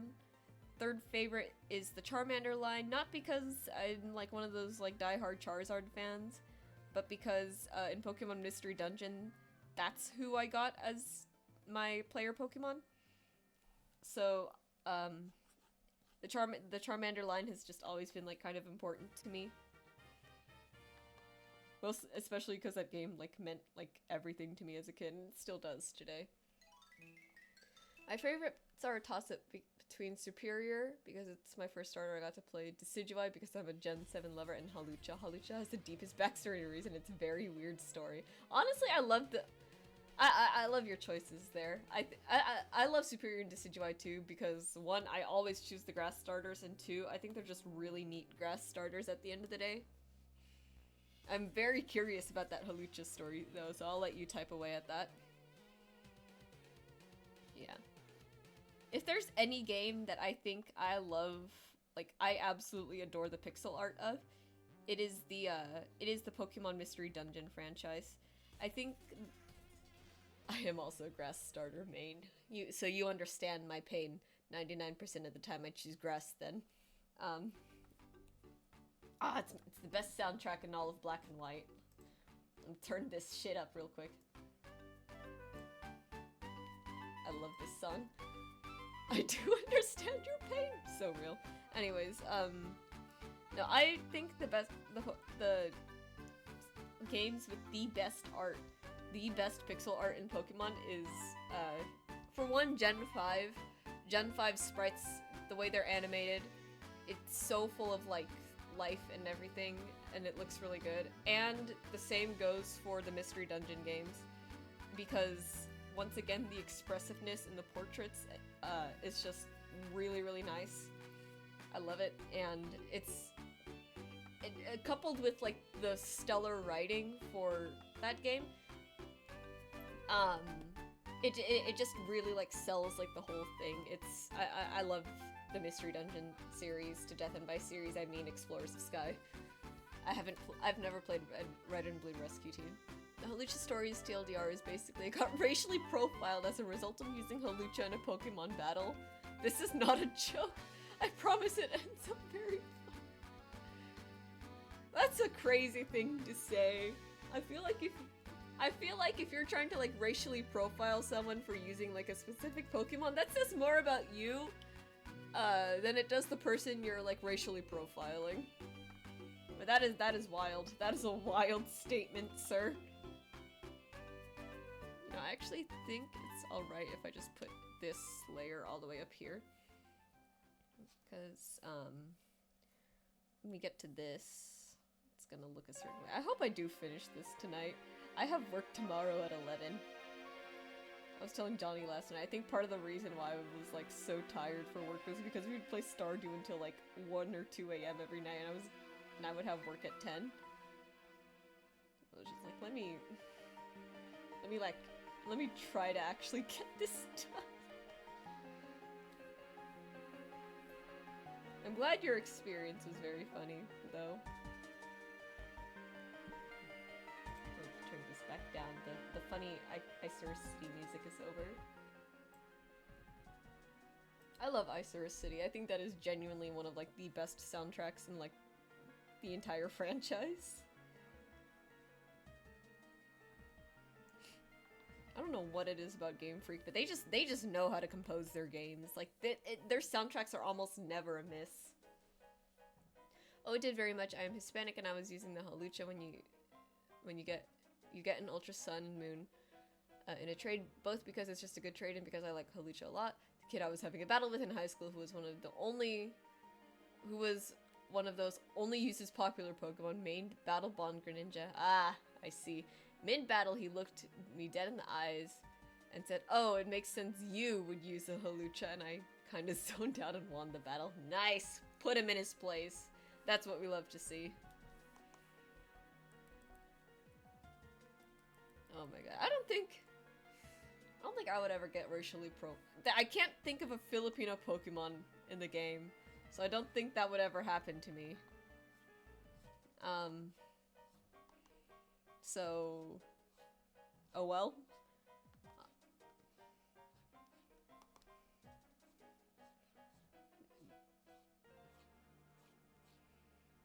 I don't even think there would ever be like a Filipino region. Like in the same way that, I now have a Hawlucha plushie. That's so real. In the same way though that Disney I don't think is ever gonna make like a Filipino like princess or anything, because we already have Moana and they're probably gonna chalk it up to like, it's Pacific Islander, it's like close enough. I'm like, not really, but whatever. I don't think Pokemon's gonna do the same thing. Like we have the Alola region. Like we're never gonna get the representation ever, but that is okay, I guess. What am I gonna do? Fight with the big corporations? No, I'm gonna like do my representation myself. I don't need to sit here and ask people to do it.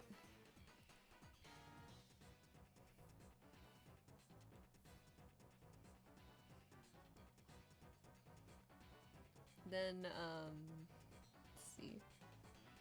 A Filipino, like, region would be cool. I just don't really know, like, what they would do. I think, I would love to see it, like, really, like, based in, like, Filipino mythology, because there's, like, a lot of, like, really cool ones that we could obviously, I would love South America and Mexico as one as well, but, like, we could see so much more of the world. Yeah, a Philippine region would be cool. I just don't really know, like, I feel like a huge issue would just end up being, like, it would be really similar to, like, Gen 7. Which, like, on one hand, and I mean, maybe it could work out, but on the other hand, it's like, I feel like that would just put, like, more, like, not pressure or anything, but just more, like, flack on Game Freak. Like, I'm not a Game Freak stan for sure, but it's also, I also recognize, like, maybe let's not point them in the direction of just doing Gen 7 all over again. If I did a Filipino region, how would I do it? I think I would definitely want it to where it, like, plays into, like, the mythology, like, way more. I think, because there is really cool mythology. I feel like a lot of it got, like, kind of snuffed out, with colonization, but it still, like, exists. And a lot of it, like, plays into superstition. I think I would love it if it just had, like, a darker atmosphere. And it's, like, there are, like, certain Pokemon that are, like, considered good, and there's certain Pokemon that are really considered bad, and maybe you just kind of, like, as a trainer, you kind of, like, push away, like, these, like, disbeliefs and, like, old superstitions to show, like, hey, these Pokemon, aren't bad at all! Or something. I think that'd be really cool.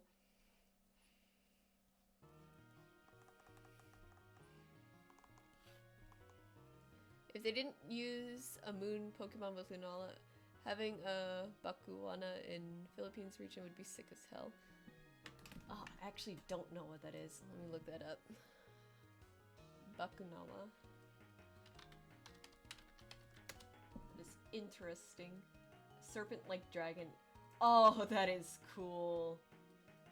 God damn it, why did we have to have, like, the coolest mythology and, like, have Catholicism absolutely eat the shit, or completely take it over? God, it sucks. You know, because you know what's the cool thing about, like, superstitions and, like, urban legends and everything? They all stem from, like, things that are, like, happening around people, right? we have I forget what they're called. Sina Una. I will look that up as soon as I finish this stupid tangent. Because the cool thing about like the cool thing about it is that it all stems from like things that people observe and like uh and it's like this is like their way of trying to like explain things. So like we have this thing in in our lore, in our folklore. uh I don't remember what it's called, but basically it's like these creatures that come up and they like drag swimmers down under the water. And yeah, every culture has that, but specifically in Philippines, we tend to get like a lot of whirlpools in our waters, and a lot of we okay. For further context, in the state, or at least in California, the way the currents seem to like go here in like the ocean and everything, we don't get a lot of whirlpools, let alone like really big ones that can like really pull you in. So like a lot of, I think what it is, a lot of people who don't understand those whirlpools um end up like they get caught in them and they get pulled into the water. Um so uh so it's like the legends are based off of that. Not to say that the legend came out recently, because I'm sure it's been there for like ages, right?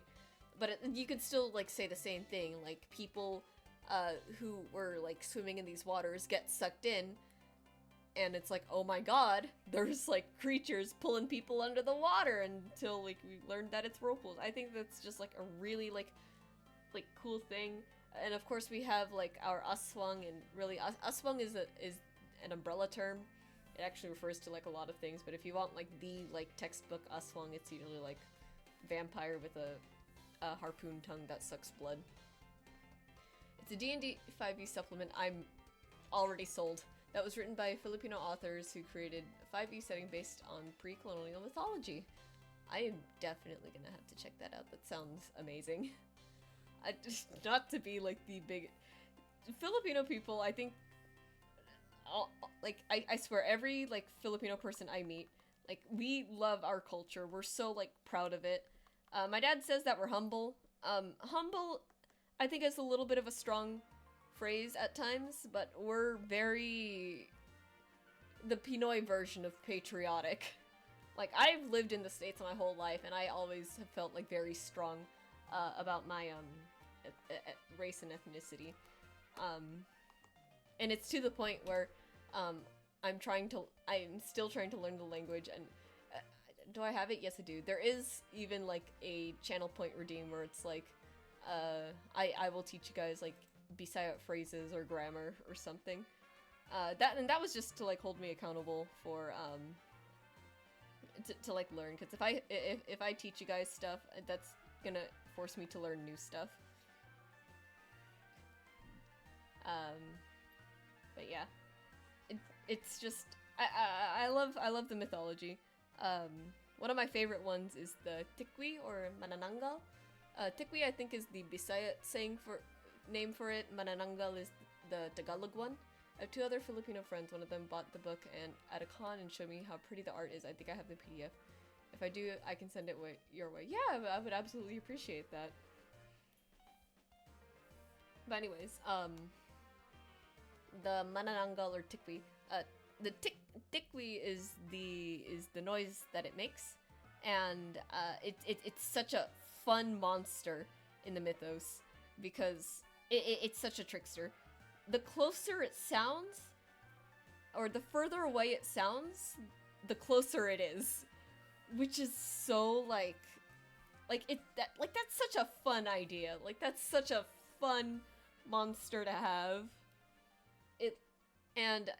From what I remember, the Tikwis, they're like normal women most of the time, like during the day, but at night they sever the lower half of their torso, and the top half sprouts wings and just goes flying in the night for victims. Like, that's so fun. Like, the body horror is beautiful.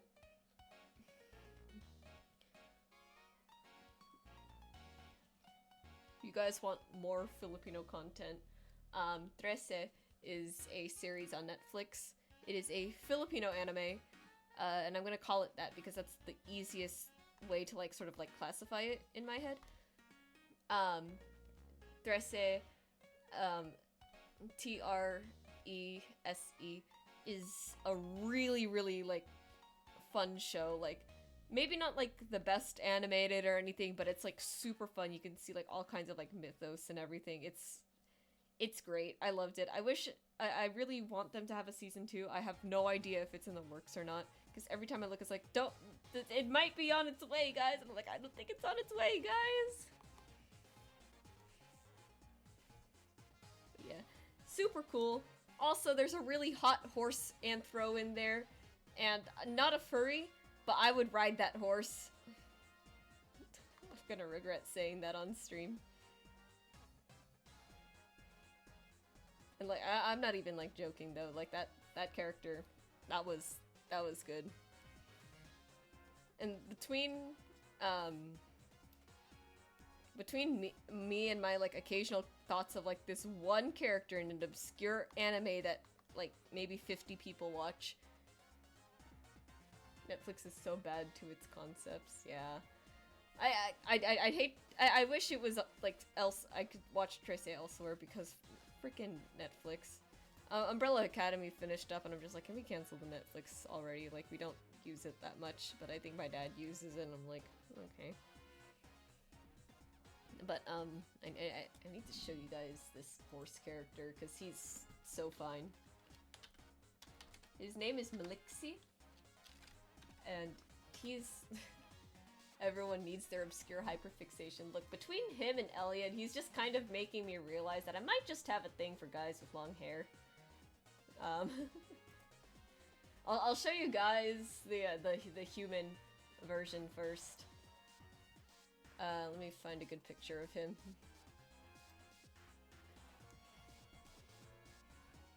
There's so much fan art here. Everyone in Trese is hot, and it's not fair.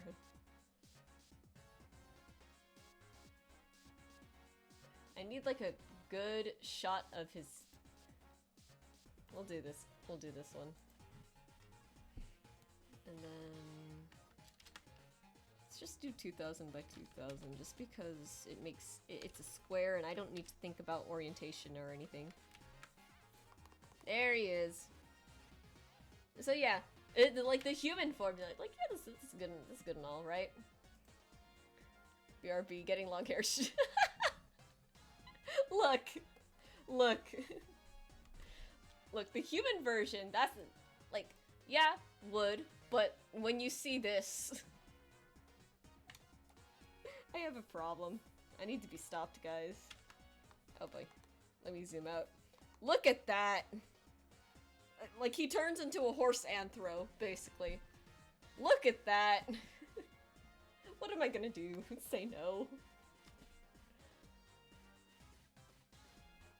Like, that looks like a mix of a horse and a dragon. That is rad as hell, right? Let me show you like the full body too. Like, look. I'm just saying the people who designed these characters, because this was originally a comic book, they knew what they were doing. They ate. They cooked so hard. Like, he's so fine. I would ride this horse.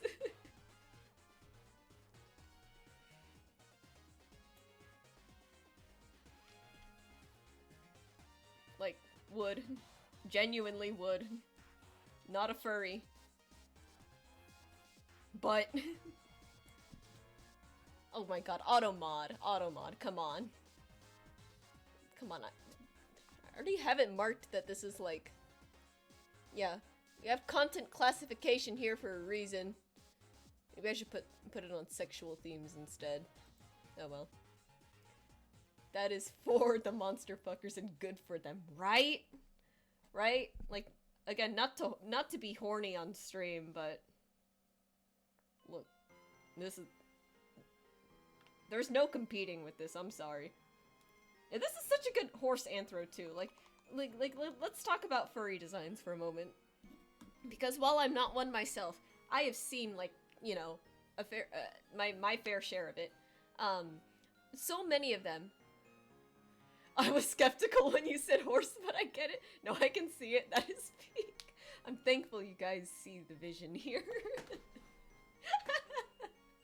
Anyways, no, because let's talk about, like, if we're talking anthro furry designs, so many people will choose, like, dog, wolf, fox, cat, dragon. The dragons are cool, actually. Lizard. Just really, really, really common animals, right? And it's like, you're gonna... Oh. This is a horse. Like, this is a horse. Like, this is a damn fucking good design. Just like... And he can run on all fours, by the way. There is a part...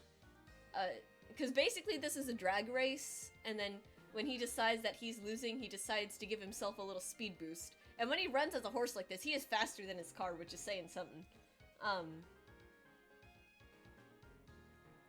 But it's like, this is such a god-freaking good design. Like, the long hair with the mane, the muscular body, and then coupled with, like, the horse stance legs and everything. And just, the face, too. Like, it's so, like... I love how that horse is built. Yeah, he is. Like, I specifically love the face, too, because rather than, like, leaning into it fully, it's like, you take the parts of the horse that make it, like, a horse still, but then you add, like, this, like, cartoonishly, like, evil, demonic thing, because it's like, this is still, he's still technically, like, a spirit, or whatever, in the Filipino mythos. I don't freaking remember. I'm too distracted right now, guys. Tikbalang, that's what the creature's name is. Let's open a new tab and see what that is. Like, that is, like, it's so cool. And this is the creature he's based off of. And, like, shall we give you some no, I'm streaming right now. Okay, so yeah, he's called the Tikbalang. This is the creature that he is, and it's just, it's a really, really cool, like, concept. Like, I think genuinely this blows centaurs out of the water. Like, centaurs and satyrs, yeah, that's cool and all, but what if we just took that a step further? Windows virus protection, be quiet. Like, genuinely, when I say I'm a monster fucker, this is what I'm talking about. Give me nothing less. Anyways, let me get back to, like, trying to finish my art before stream ends, so I can actually have this ready for tomorrow.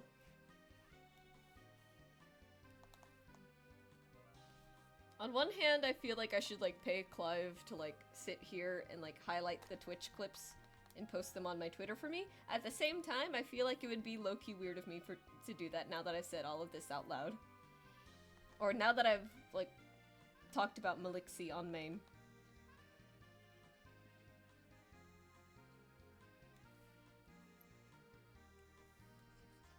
I was telling, like, my coworker about it, too. Because we were just talking about, like, funny fictional men that we were into, and I'm just like... I sent that, and she's like, girl, and I'm like, what? What? Valid, that is attractive. She was joking, though. But yeah. But as it turns out, my hair types is just long hair on guys and short curly hair on just about anyone, because short curly hair, at the end of the day, just it looks so good. Peak aesthetic. I can't win against that. It's really funny that in my freshman semester of college, my second freshman semester, both my crushes at the beginning of the year were people with short curly hair, and I look back on it sometimes and I'm like, what is wrong with me? There's nothing wrong with me, I'm just silly.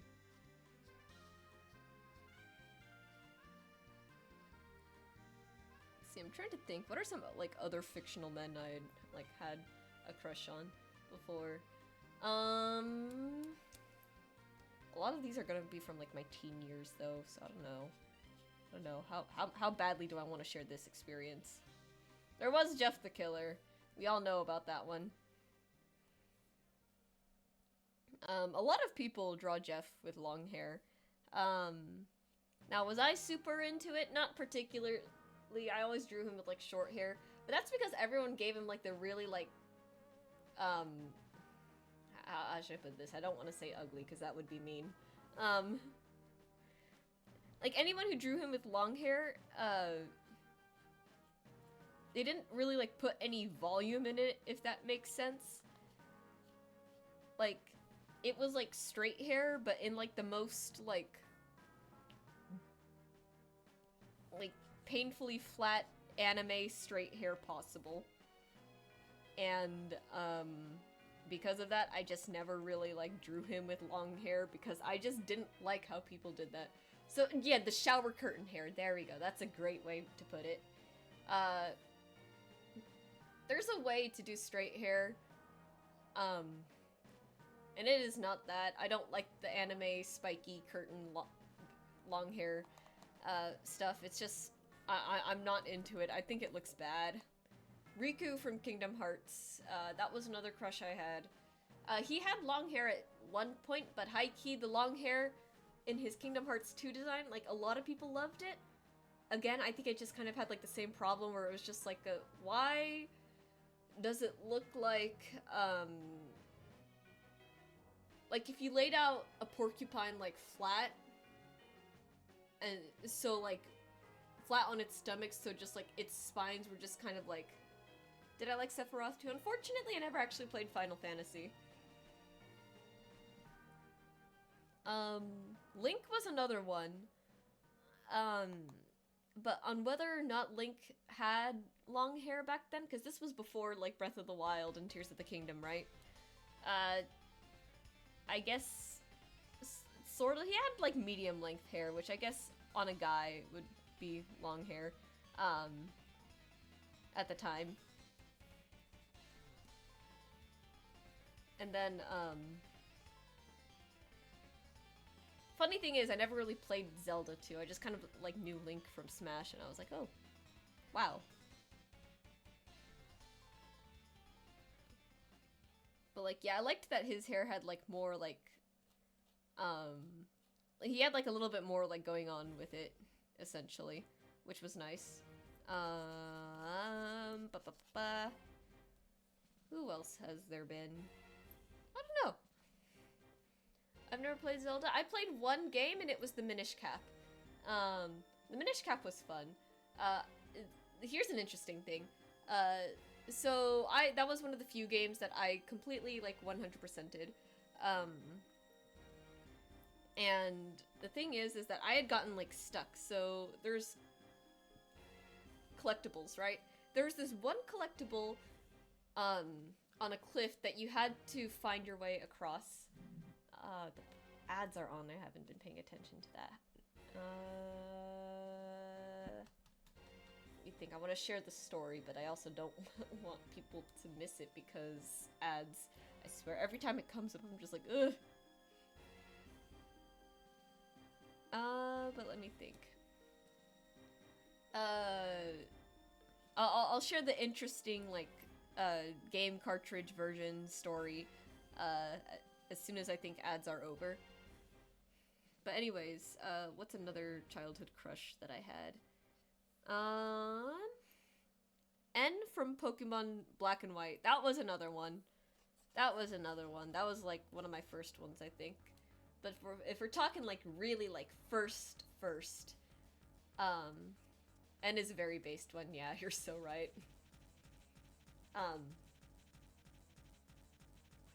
If we're talking like very, very early childhood crushes though, this would be like when I was like 5 or 6 years old. It would have been Princess Jasmine from Aladdin. Yes, I did have a crush on her when I was little. And then Diego, Dora from like Dora the Explorer's cousin. those were my two like childhood crushes, I think. Oh, and Kevin from what's it called? Kevin from Ben 10. I forget what that specific series is called. That was another one. Yeah. I think Kevin was actually like closer to when I was like maybe 7 actually. Was I actually 10 at the time is the question. I don't think I was. I think I was in 3rd grade. I want to say like maybe 7 or 8 actually. Jasmine I get. Diego is very funny. Diego is very funny. Kevin from Ben 10 though, I think this is just solidifying the point that a lot of the men I had crushes on just had long hair for some reason. Maybe that's why I didn't find like a lot of guys in high school that attractive. All of them were too much of a pussy to wear their hair. Anyways, no, everyone's just ugly in high school. That's what it is. Nobody looks good in high school. It's just very rare cases. Everyone has their glow up in college, and I refuse to like say otherwise. I don't care how well put together your Instagram edits are. Everyone has their glow up in college. Simple as that.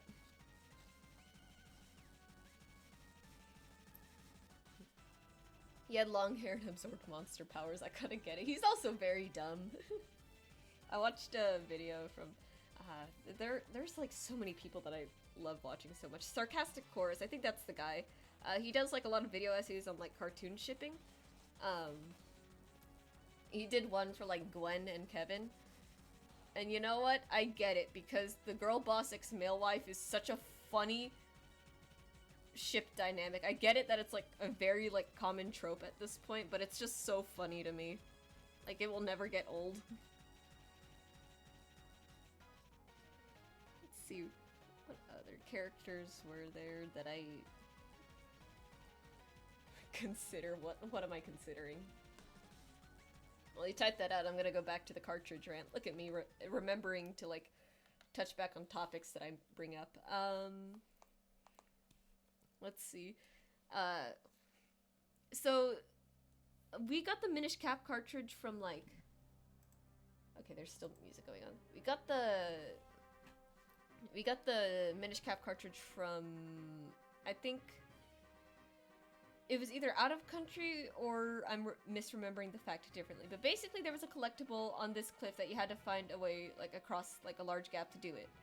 And in the game you can use Eslo, that's the name of the duck cat, and you can use him as sort of like a glider and sort of glide into these tornadoes, these whirlwinds that would like boost you up.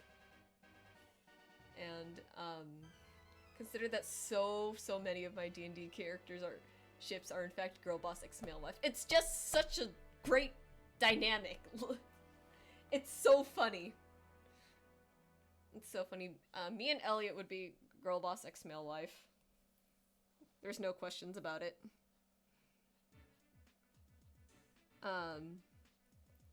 But for some reason, one of the cartridges from a certain region of the world, it was either like I think it was the Spain cartridges for the Minish Cap. For some reason, that whirlwind in the middle of the cliff did not show. Like, in code, it was there, and you could use it to go across the cliff without any problems.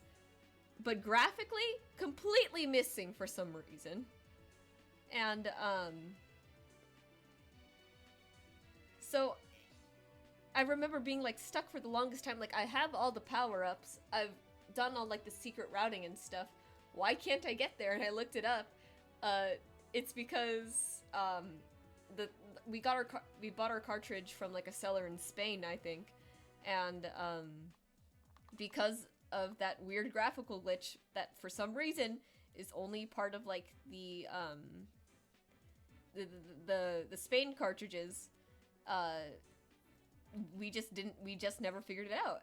And I don't know, it was just a really weird thing. I don't know how that happens.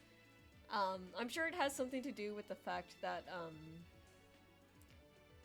code was weird before. Like, if you look at the way, like, the old Pokemon games were coded, you can understand why there were so many, like, weird glitches.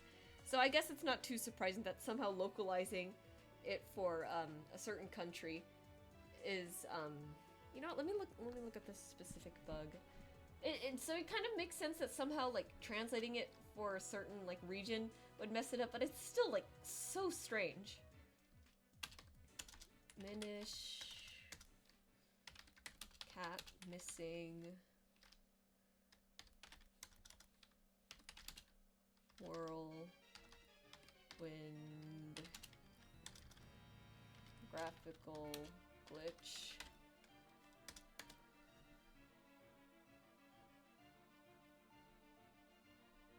Yeah, here it is. Game facts, Jesus Christ. I cannot seem to get to the side of the cliff, and that is exactly what I was running into. So I read online... Okay, so I read online that I have the European version of the game, so not just the Spain one, which does not have a whirlwind, but it says I can still get to the Goron/cave. Does anyone know how I can do that? And basically all it is that for some reason the whirlwind isn't there, like, graphically, but it is there, like, coding-wise. Oh yeah, Pokemon Red and Blue are held together with duct tape and hopes and dreams. That's such an accurate way of describing it.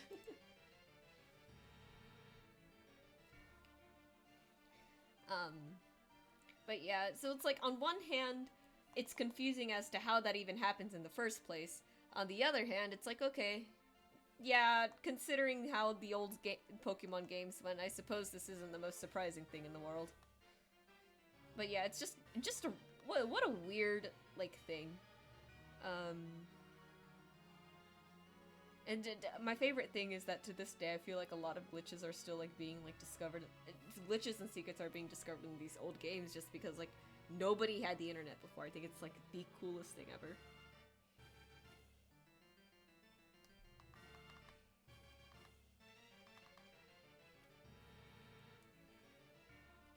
It is impressive that these games still exist despite those limitations. Yeah, no, coding is impressive. I joke, like, I regret being, like, a computer science major, because, yeah, I do, but I'm still very, like, passionate about, like, code and computers and, like, everything, just because, like, this stuff is interesting to me. I love it so much. I love that, like, a series of, like, numbers and characters on a line of code can translate into something so unbelievably, like, complex. I think that is, like, one of the craziest things to me. It's like the fact that it's even possible in the first place is what gets me. I wish I was stronger at coding. I genuinely wish I do, because then I'd actually be able to make a job out of it, and I wouldn't have to be working fast food. But it is, like, genuinely, like, impressive. Like, even though these systems and the code is, like, so bad, like, the game was still playable. Like, that's more that I could say for, like, any game that I think I could try to make right now.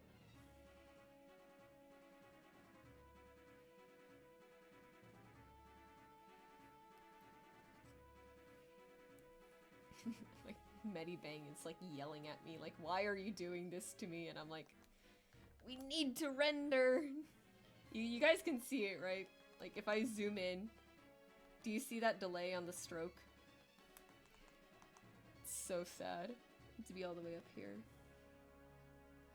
It's okay, though. If I feel like I need to upgrade, part of me thinks that it might actually just be a problem with Medibang, because it's not like I have a bad graphics card on this computer. Like, I'll believe it on my laptop just because that one has, like, a 1060 or something like that. But this one has, like, a 3600 for Radeon 3600. And I feel like that should be fine. But somehow I still get, like, the same performance issues, so I feel like this might actually just be a thing on Medibang and not the computer. It's wild.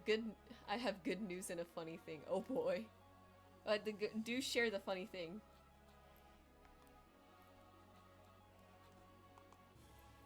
Oh boy.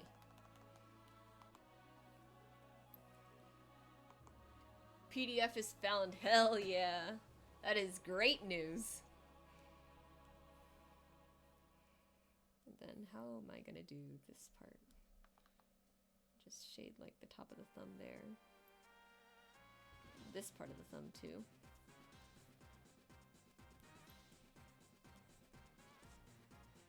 And actually there's a little bit of spillover from the shadow, so we'll get rid of that. What is this layer 21? That might have been something important before, but it no longer is now. Funny thing, you were talking about childhood media you got crushes from. I have the funny case as an adult discovering an old media from other childhoods, and now I have several characters who are caught up in that world. Oh boy. Oh, that is always fun. I bet that's like super nostalgic too.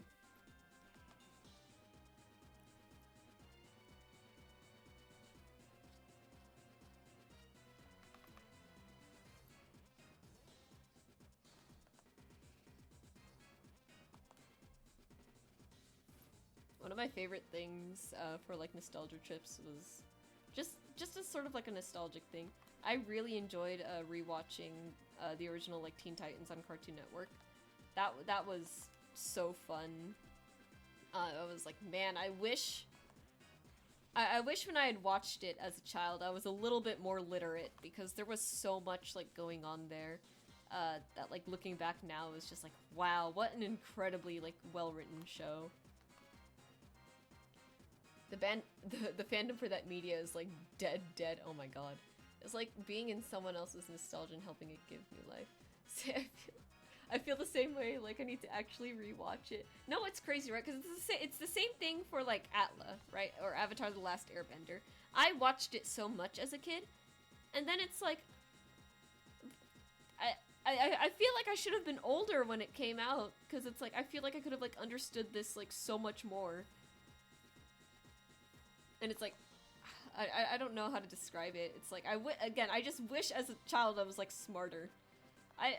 Look, I'm like stupid right now, right? You imagine like 5-year-old me for a second now. Poor 5-year-old me probably had like half a functioning brain cell. Like, it's so, I was so horrendously dumb as a child, and I don't even know why. Like actually.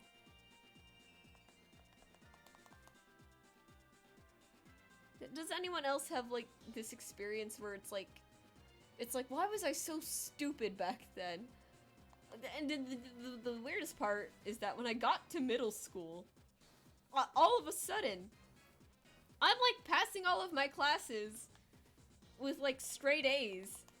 Meanwhile, elementary is just full of like B's and C's, and I'm like, what happened to me in between like all of that?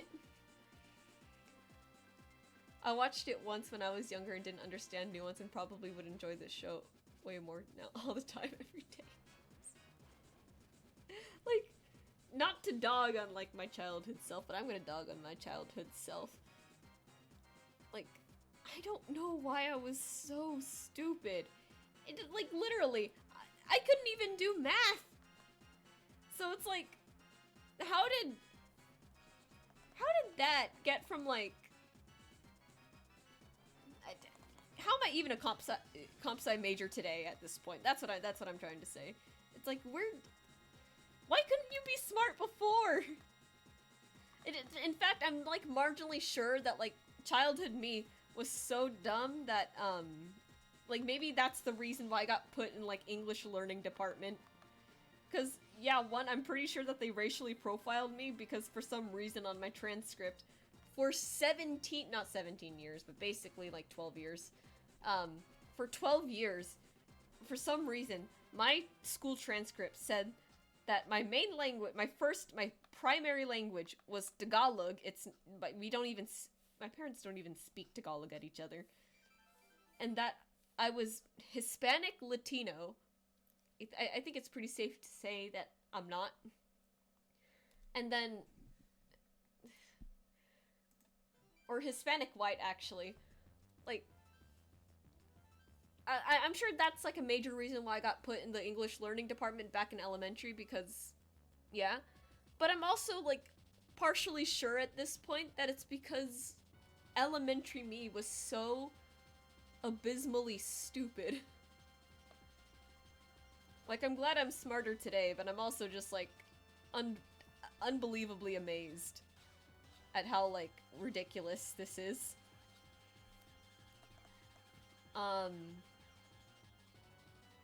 I'm like pretty sure in 5th grade, there was like a part in our English or language arts segment where we were learning about like hyperboles and idioms, and for some reason, I couldn't understand the difference between like hyperbole and idiom or something like that. Like I know now like hyperbole is like exaggeration and idiom is just like expressions, right? Like just basically. But for some reason I couldn't grasp that. So like it would have like an example sentence, right?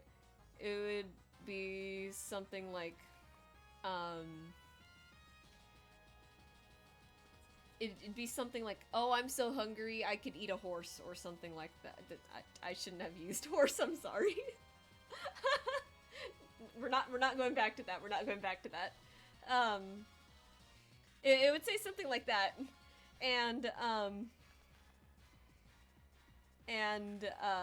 for some reason, I couldn't tell if that was like hyperbole or idiom.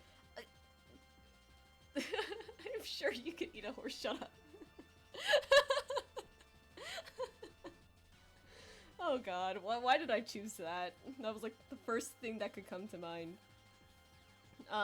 Besides a different example, but you know, that's like exaggeration. That's how that's how hungry I am. It's like it's not true, but like it exemplifies like the current like predicament, right? Whereas like an idiom would be like, oh, United Healthcare CEO kicked the bucket, right? And it's like that that is an idiom. That's like you don't take that literally. It's just like, oh well, that's just this very silly way of saying like this. And for some reason, I couldn't understand the difference between hyperbole and idiom, unless the hyperbole was something like, I feel like I walked like 1,000 yards today or whatever, like something extreme like that. Like if there was a number in there, for some reason, my stupid brain was just like, oh yeah, that's a hyperbole. But if there wasn't, I'd just be sitting there like, come on, Kyra, think. Is it exaggerating something? Do I even know what the definition of exaggeration is? Because that's probably what it was. Maybe I was just so unbelievably stupid that I didn't know what exaggeration meant.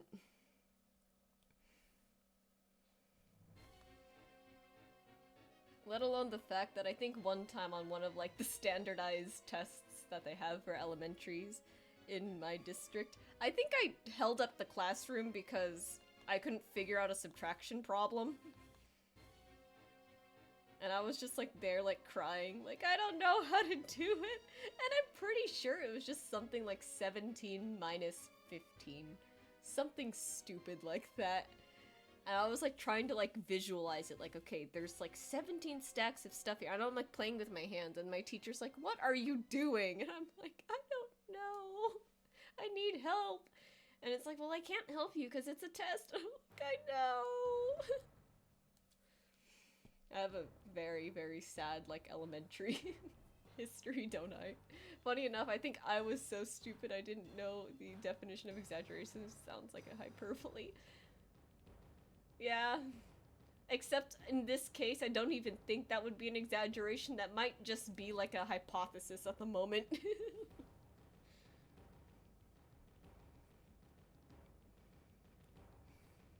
Oh my god, the program is like screaming at me like, please stop! It's too much! And I'm like, no, we have to do this. It's due tomorrow at 9 a.m. Sometimes I like to say, rather than like self-imposed deadlines, I like to say self-inflicted deadlines. Because that's what it feels like sometimes. It's like, why did I agree to do this? Why did I agree for like daily art at 9 a.m. every weekday? Also, going back a step, the media in question was the old 1980s Dungeons and Dragons cartoon. I know way too much about this obscure media. I will steal self-inflicted deadlines. No. It's just so much funnier to say. Oh, but yeah, the Dungeons and Dragons '80s one, that's a good one. I think that's a great one. That's a great like like media to like go back to. I've never seen it myself personally cuz I'm stupid. And well, no. It's not that. One, I don't think my parents watched it, so you know, I grew up watching the stuff that my dad liked, so a lot of Looney Tunes. But another thing, actually, really interesting thing about my childhood, for some reason, I was not allowed to watch Disney Channel. So my friends would like get mad at me, like, Kyra, what do you mean you haven't seen High School Media? I'm like, well, I don't know. You ask my dad, because every time Disney Channel was on, he would get mad, and we would change the channel back to like Nickelodeon and Cartoon Network. And then they'll be like, you didn't watch like like this other stuff. And I'm like, nope, I'm pretty sure my dad considered that was inappropriate media for a child and changed the channel anytime it did that. The thing is, objectively, that is not that good of a cartoon. Yeah.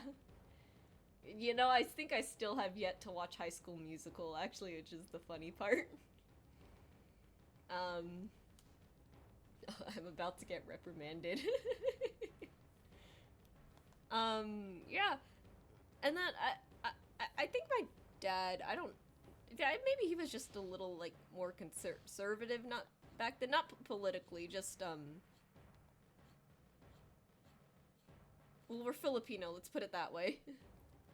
uh, and yeah, so like if two characters were kissing on screen, that was another thing we weren't allowed to look at. So like for the longest time in my head, it was like, oh, kissing, scandalous, unbelievable, satanic even, not satanic, but you know what I mean. Um, so like it was like that, like, so that was like a funny thing. So it's just like romance has always been like an awkward kind of like topic sometimes. I think that partially might be why I'm not so much of a romantic person like in real life. Like I know I just played up like the whole like um Lamau would ride this horse thing, but reality I'm just like I'm very not romantic or anything. Let's see. I have vivid memories of sitting through High School Musical too, but that was because I wanted to watch the Phineas and Ferb episode that premiered right after. Yeah, I wish I could say the same. I didn't even watch Phineas and Ferb that much, actually. Like I said, Disney Channel was just off limits for like the longest time. And even like when I like had like a developed enough brain to decide like, oh yeah, I'm gonna watch this channel now, I just never watched it. um, Grew up way more on Cartoon Network and Nickelodeon, and eventually, like in like high school years, it was way more Cartoon Network than anything because Nickelodeon just kind of like stopped putting out good content and good shows for a super long time.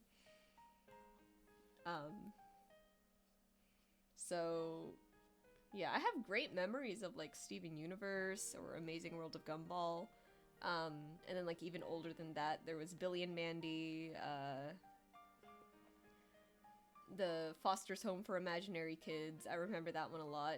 I think that one's another one I think I'd like to like watch again and like catch up on like all the nuance on just for like another like renewed appreciation of it.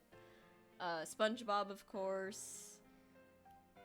Um, just all kinds of things that like a lot of people grew up with, but there's a lot that I didn't grow up with, and people are always surprised. Yeah, Nickelodeon fell off hard. I love Foster's Home so much. It was such a creative show. It really was. I enjoyed it a lot. Um, let's see. My Life as a Teenage Robot was another one. Danny Phantom, also huge. Fairly Odd Parents. That one was really good. I feel so sad for how badly like Fairly Odd Parents like fell off. Drake and Josh was also hilarious. That was like one of the few like live action shows that my dad was okay with us watching. I think because he found it funny too. It sucks that the actors in that show just turned out to be like really like shitty people. Because that show was hilarious. One of my favorite. Hang on. I need to. Let me see if I can pull up like one of my favorite memes.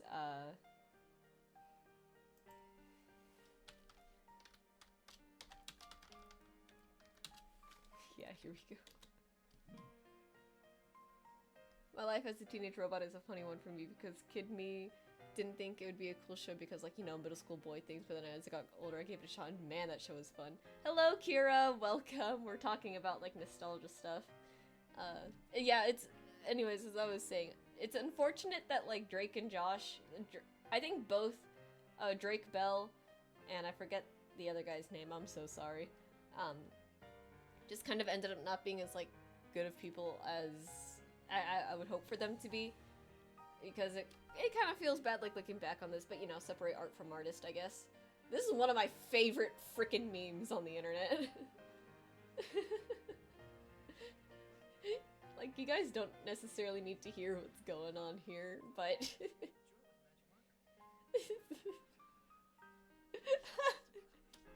you know exactly what's going on here.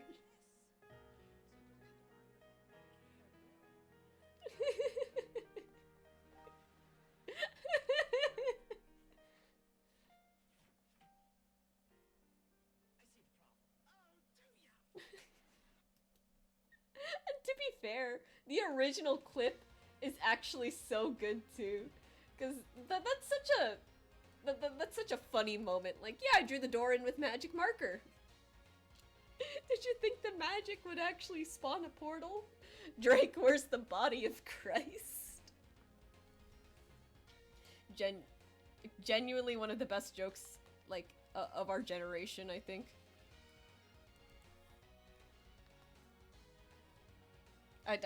I loved Drake and Josh as a kid. I don't remember a lot of it, but I do remember enjoying it a lot.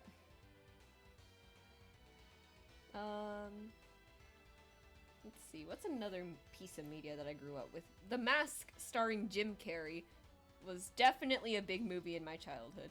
Now, do I necessarily remember that being suitable for, like, 6-year-olds? No, but,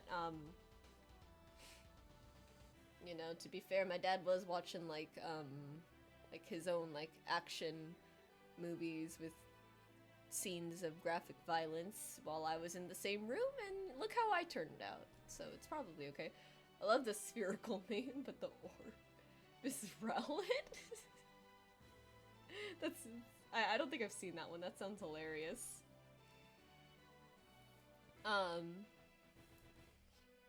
Yeah, just really, really funny stuff.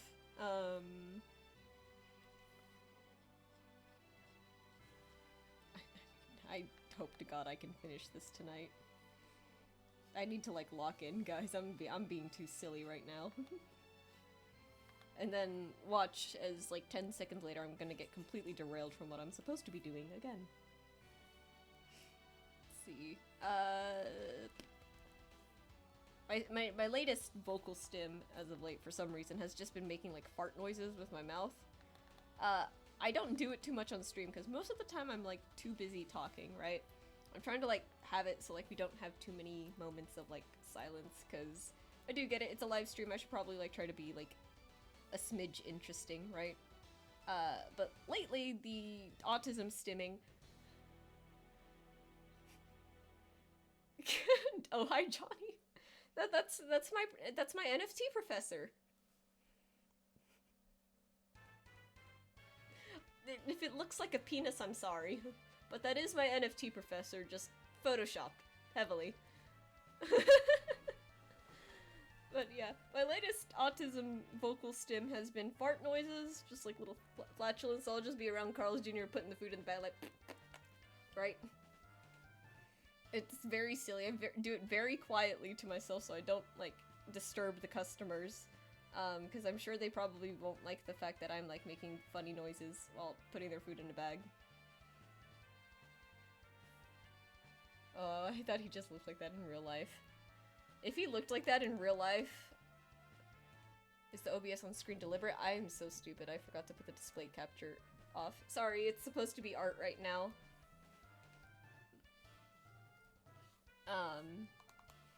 Yeah, I'm trying to finish this. It's 12:24. I don't think I'm gonna finish this.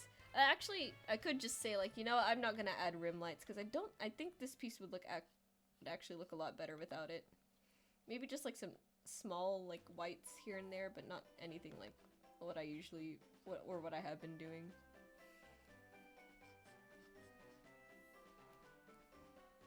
And then just a little, like, rim over there. I think this is looking, like, really good so far. I want you guys to know that I was, like, shading this part earlier, but I was, like, really zoomed in, and then I started streaming, and then I sat there and I thought about it for a moment, and I was like, I probably shouldn't give people, like, a titty jump scare when they come on. I feel like at this point I've done, like, far worse things on stream. Okay, I know there was the vampire thighs. There was that. But I think at this point in the stream I've said, like, far worse and hornier things than a simple titty jump scare on the screen, so... I'm moving past that. If I have to zoom in on the boobies, we are zooming in on the boobies. I feel like a lot of the stuff that I'm saying in stream is just gonna be taken so horribly out of context one day. And I can't wait to see that compilation. I'll probably make it myself. I've been particularly unhinged today, haven't I? But yeah. I've been having fun tonight though. It's been silly. I hope you guys have been having fun too. Got about 30 minutes or so left. I'm like racing for the end here. Let's see. The interesting thing about the dress is that some of it is like those green patches are supposed to be like they have scales on them, but the rest of the dress is like this sort of like metallic sheen. The energy has been good. The energy has been all over the place, I'll say that, but in a good way. In a very good and silly way, I think. Yeah, this is definitely a stream I think I'm gonna come back and highlight over the weekend. It's just very funny today. But yeah, so here I wanted it to have like the more like rough texture that I usually have for most things. I really only reserve the watercolor for like the things that I explicitly want to look really smooth. Man, it is really hard to like render from like this far away. I wish I could zoom in, but the performance keeps tanking anytime I do that. Let's see. Then we'll just like move over like a little bit and just do that. And then we need to actually go here. Aerie doesn't actually have any nipple piercings, but my personal headcanon for druids is that druids hate underwear, and Halsin in Baldur's Gate 3 absolutely 100% goes full commando. Don't tell me his underwear is their game. I know he's not wearing it. Anyways. But yeah, Aerie doesn't wear a bra in my head. For the sake of keeping things relatively safe for work, I probably would draw her with one. But in canon, in straight-up canon, she does not wear one. And I refuse to believe otherwise. I believe it, yeah. The in-game menu may say Halsin's underwear, but I know that man isn't wearing any.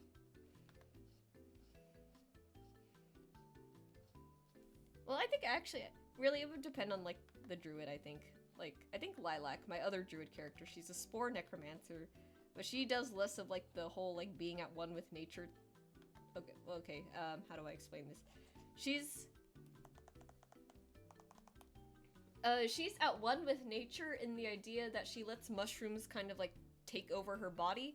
Not the same way that Aerie does it, where she finds it, like, really uncomfortable and restricting to wear a bra. Because to be fair, they are kind of, like, schmeh. I'm not, bras are technically like, dress code at work. I'm not gonna lie, I haven't been wearing one. One, I'm too lazy, and two, it's too cold to get like dressed in the morning, so what I do, I just put my jacket over my pajamas, and because it's cold and I'm wearing like multiple layers anyways, you can't tell, so I'm just like, yeah, I'm gonna get away with so many things right now. And nobody's gonna know. It's just been really cold as of late. We actually got a little bit of rain on Sunday, and so the weather's just been like actually like kind of freezing in the morning. And it was colder today too. It's just like it's a whole thing right now, and I'm just like, yippee! I can just put on my jacket and not worry about anything. Like I said, it's just really cold.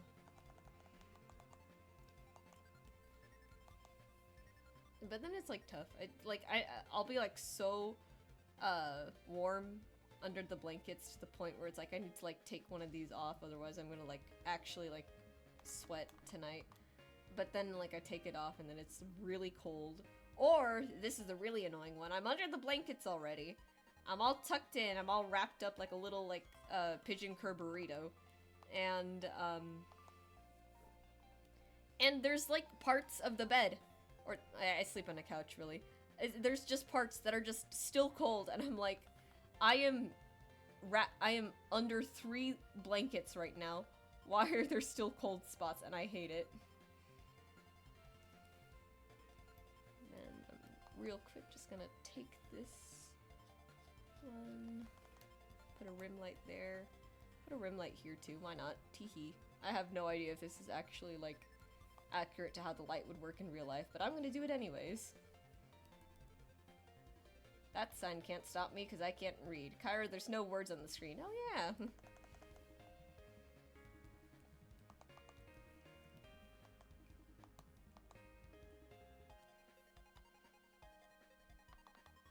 I did want to work on the Stardew stuff today. I just I want to get this out. I posted the whips this week. I should probably get at least one of those whips done. No, that's a lie. I got one of them done. It's just, let me get another one done. That's what I meant to say. Let me give myself credit where credit is due.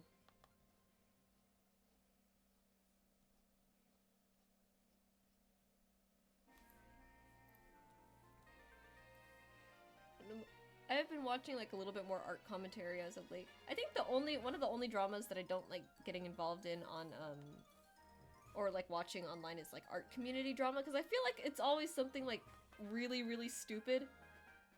Like more stupid than usual. I don't know why I feel like that. It's just like all drama is stupid, right? But art drama especially feels like it for some reason to me.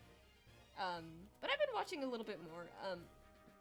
There's like, I understand like the AI art scare and everything, but there was a video from Sam Does Arts. I don't usually watch his content, but his thing appeared in my feed, and there was this artist who got bullied off of Twitter, even though their art most definitely looked hand-drawn, and there was like a huge point being made, like a lot of people don't seem to understand the difference between stylistic choices, actual genuine mistakes people can make, and the mistakes that AI can make, and it was just really sad, and like, oh, that's unfortunate.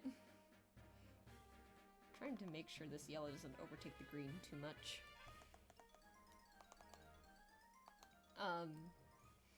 And I kind of agree, and part of me is like worried, like what am I gonna do like the one day that I inevitably get accused of making AI art. And I'm like, I don't know, because I don't save all of my time lapses, and I especially probably won't be doing it as much now because syncing different time lapses across different devices just doesn't sound like very fun, and I don't want to do that. But at the same time, it's like I can't stream every single drawing. That would be insane because I only stream twice a week, and some of those streams I do want to play games. So there's that. And I can't make a TikTok for every single one of these because like, all of my TikToks fall, it's the same, like, sort of, like, process video with the song going on in the background. So I can't do that. I'm just like, well, if they accuse me, I don't know, I'll show them, like, the PSD file with, like, all the layers and everything. But at the same time, though, I don't think, the AI is really eating my art at the moment, because, when you look at the AI art, all of it very much wants to be, like, a very specific style, and my style just happens to, like, fall out of that, so I'm like, I'm probably safe.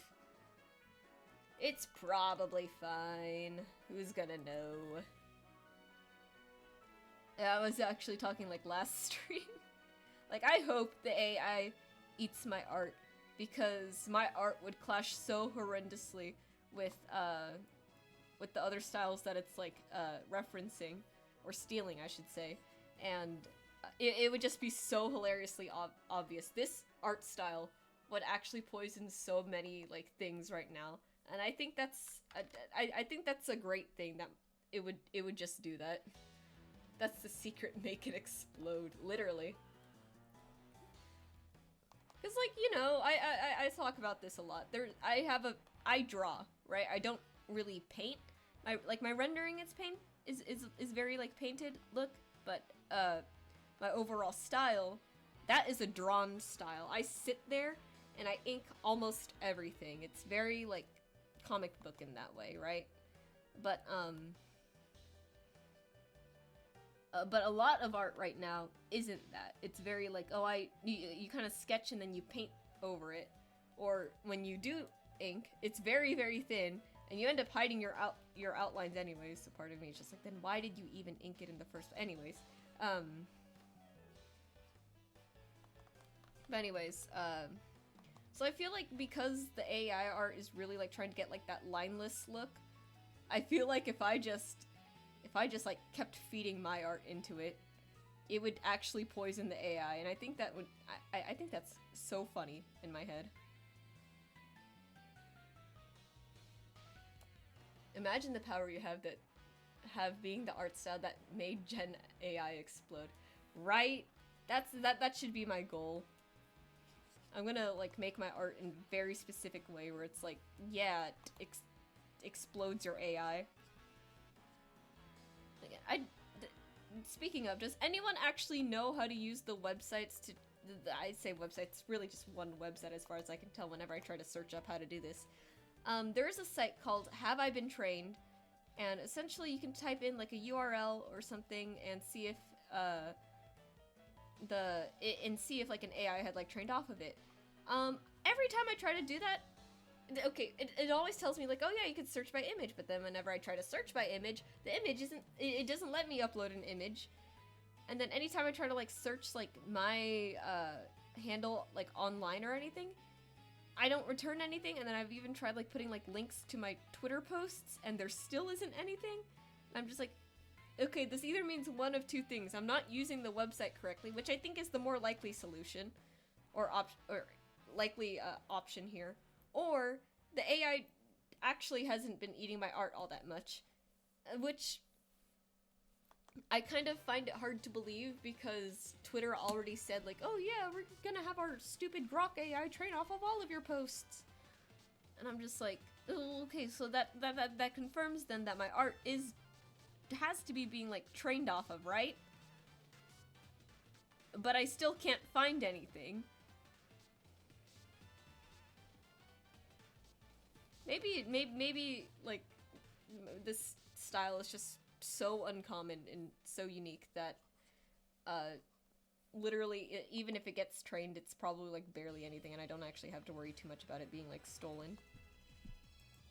This is Battle Subway stuff. Oh wow, there's a lot of soundtracks in the Gen 5 stuff. I'm not sure. Yeah. I've tried using it like multiple times, and I can't figure it out for the life of me. Like, it just doesn't seem to work, which is a shame because I really would love to check. I really would love to check if there is like generative AI with like my stuff in it.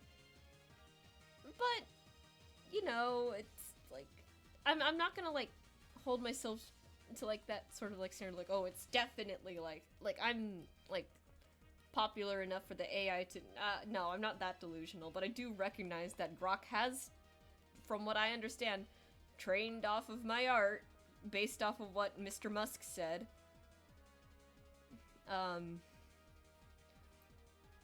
But it just doesn't seem like that, so I don't know what to think. And I wish the website was like easier to use, because again, every time I try to use it and every time I try to like get help on using it, it doesn't seem to have any answers. So I don't know.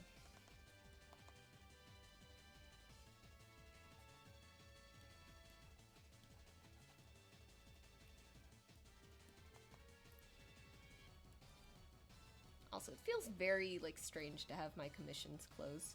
I close them because I want, and like, even though I don't really get as many as I think a lot of as like other artists do, even though I don't get like all of that, it's still like, well, on the off chance that it does happen, I still don't want really like anything like detracting from like the the the stuff that I'm trying to do right now, because a lot of the work that I'm doing right now, I am doing it for like I want to be able to like sell it at like a con or something. Because, you know, that's my big, like, New Year's resolution, and unlike previous New Year's resolutions, I really, really want to follow through with this one. So I'm trying to do that. I'm hoping it'll work out. And again, I'm not too concerned about, like, losing money from comms. The commissions really, like, I wasn't really, like, earning, like, for what I most definitely wasn't earning, like, taxable income out of that. And two, 99% of the time, commissions really would just be, like, extra, like, lunch money because we go out a lot. Like, 5 people is kind of a lot to cook for, so we just end up eating like, fast food a lot of the times, and fast food is just expensive these days. So that's really what commissions were for at this point. Like, yeah, I get, like, an actual income from my job, so I was never, like, too concerned about it. But the nice thing was always having, like, a little bit of, like, extra money to, like, spend on, like, you know, food. Because oftentimes, too, it's not just me that I'm paying for, it's also me and my brothers. And sometimes my dad. And sometimes, well, not usually my mom. My mom insists on paying, like, for everything. I'm like, Mom, I can afford this. Don't need to worry about paying, but she still does it anyways. And, you know, like, you know what? Fair enough. She's a nurse. She does make all that money. I'll let her. Like, the family could use it anyways. But yeah. It's also why I've never, like, pushed super hard on, like, commissions all that much, too. It's like, I recognize, like, this isn't going to be, like, this isn't, like, a necessity for me, so it's just, like, yeah, I'll plug it, like, occasionally, like, hey, if you want this. It is very nice, yeah. I'm glad that she still does, even though me and Johnny have our own jobs already. But, it's why I wouldn't push so much. The only commissions I have open right now are the ones for the store. If somebody who goes to the store wants, like, a D&D character illustrated, I will 100% do that for them, just because, like, that's gonna help our, like, marketing for the store in the first place.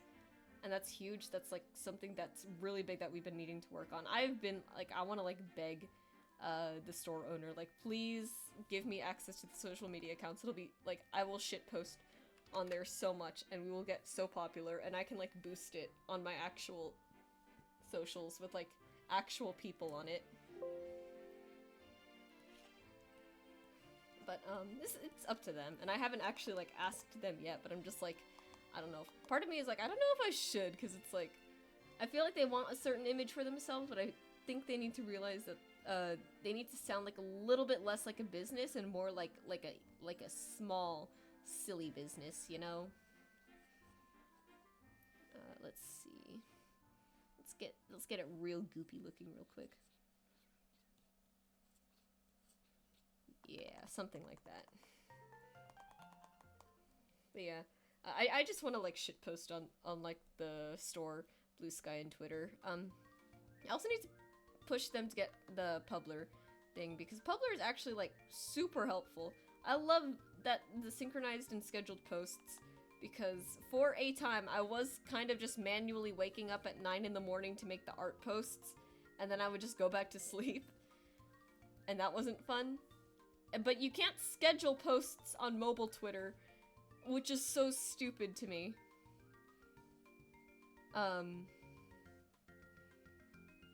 So that was, like, a whole thing, and ever since I learned about Publer, I've just, like, never looked back. It's like, it's so helpful.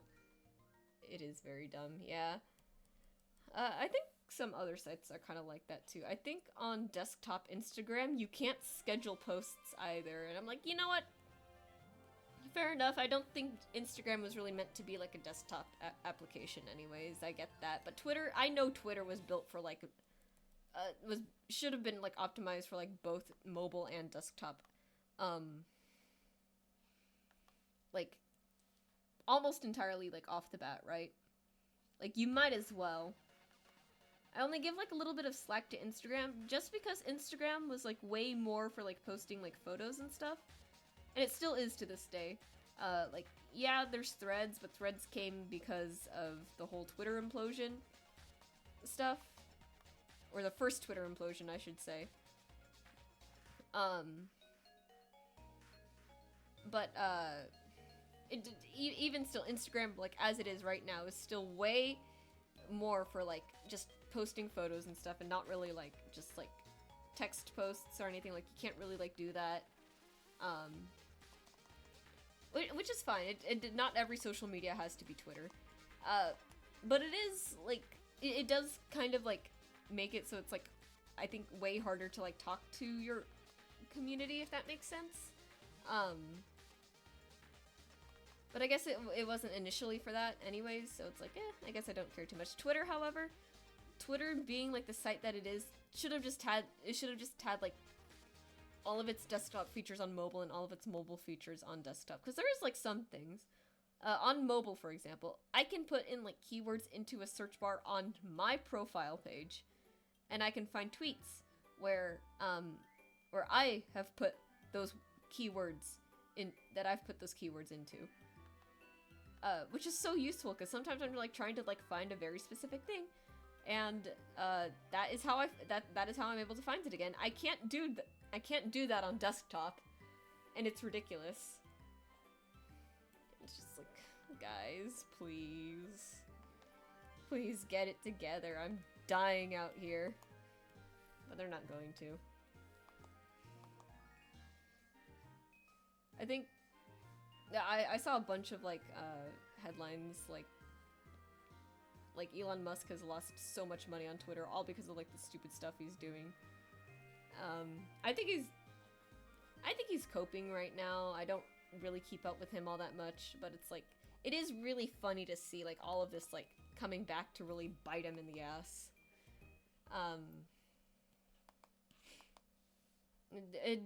Do I think that's gonna change anything? No. It's probably gonna keep being stupid for a long, long time, and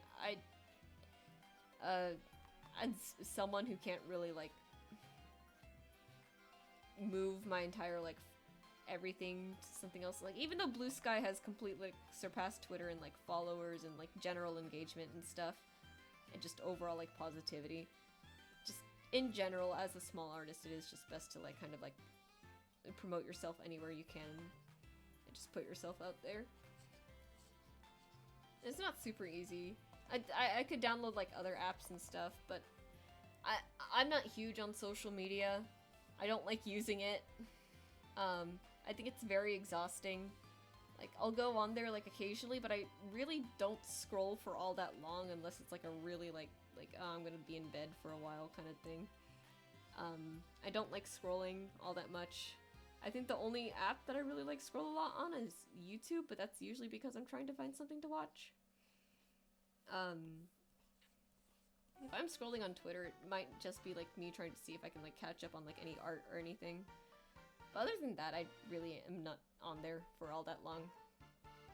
Which is funny, because my cousin was, like, saying, like, I'm chronically online. I'm like, Leo, I am, like, the least chronically online person I know, I think. Or one of the least chronically online people I know. That's kind of also why I don't really want to make, like, a Pigeon Curve Discord server. Because it's just, as funny as it would be to do that, and maybe, like, convenient even, I'm just not super big on, like, being, like, an active, like, internet person. I am as active as I am because at the end of the day, I am a creator. I am trying to do, like, kind of a business thing, I guess. But it's like, I'm not looking to be doom scrolling for 2 hours a day. Okay, we got 10 minutes left, and all we got left are the plants. I think it looks fine without... Yeah, because the golden light is already, like, bright enough. I don't need to add, like, the white rims, I think. Actually, I forgot to highlight the nose piercing. It's funny, because I found your work on Twitter, moved to Blue Sky, and then, like, I am mostly a Blue Sky person. No, yeah, that's completely fair. I think I definitely like Blue Sky way more than Twitter at the moment. Just because, like, Twitter is so stupid. People are so much nicer on Blue Sky. Like, I'm finding, like, a lot of success there, and I'm, like, super happy. I'm, like, super grateful. We're at 470 followers there now, I think, which is super cool. And it's making me think, like, I need to do, like, something for... I might need to do something for 500 soon, because it's super exciting. Meanwhile, Twitter is, like, it was at 400, for, like, 2 hours. But then I think people started dropping, like, flies on Twitter, as they usually do. So we're back down to, I think, either 394 or 395. I don't actually know. 395 right now, which is really cool.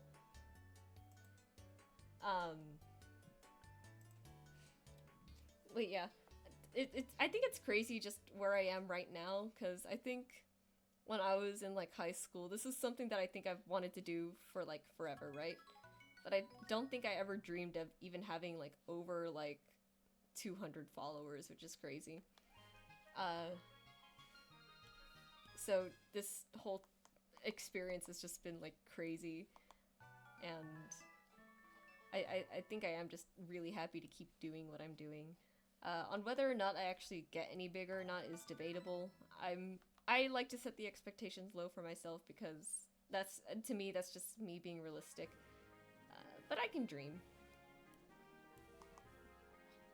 If I wanted to talk about, like, what I really, really want to do, it would just...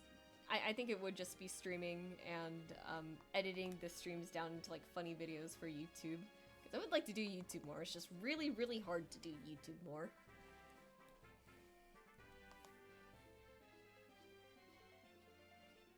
And if I do make monetized YouTube videos at some point in the future, let's say that does happen, I am strongly encouraging ad blocks on all of that. The internet is so disgusting these days. You know what was one of my favorite revelations when, that I made a few years back? The way porn ads, right? Like when you go to a porn website, the way they are, like, the syntax, the diction they use, for their things, where it's like, oh, only 5% can last this long. It's the same rhetoric that people use, that the stupid mobile game ads, like, only 5% can last this long in this porn game. Meanwhile, the mobile ads are like, only 5% can get the squiggle bagel or whatever. And it's like, why are they using the same marketing methods? This is so cursed. On the group stream we have also been, like, pushing through the process of making YouTube work for us as well. It was a wild weekend. Oh my god, that sounds so fun though. Yeah, I want to get Clive as, like, an editor, because he does want to do, like, video production. I'm like, you know what, Clive, this would be good practice, but I keep forgetting to give him, like, you know, access to my Twitch channel. I should really remember to do that, if I want him to do that. And I said I would pay him for it too. I think I told him I was willing to do, like, $30 a video, but if it's too little, I'll definitely, like, increase it. I'm just not too sure, because I've never done this before. It's the same thing with Johnny. He agreed to, like, ink comic pages for me, or help me ink them, and I told him, like, $30 a page, but again, if I feel like that's, like, too low, I will absolutely, like, increase it. I have no problem, like, paying my brothers like that.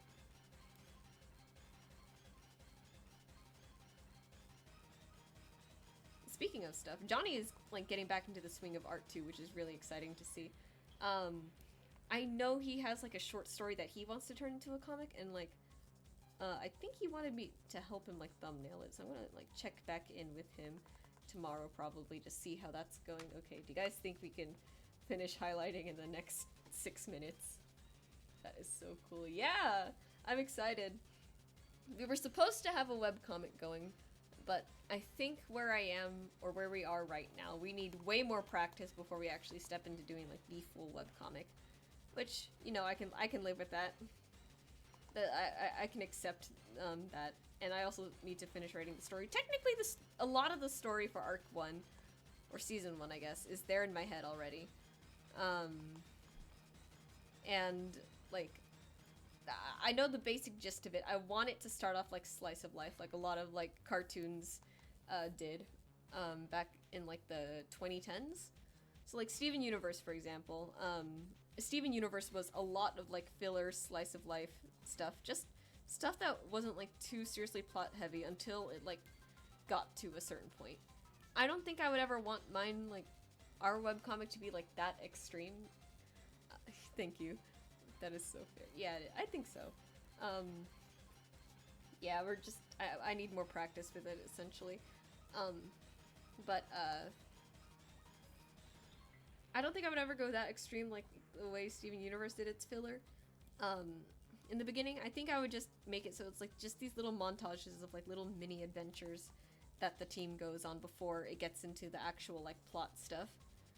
Just to, like, make it believable that this is, like, an adventuring team that knows how to work together, right?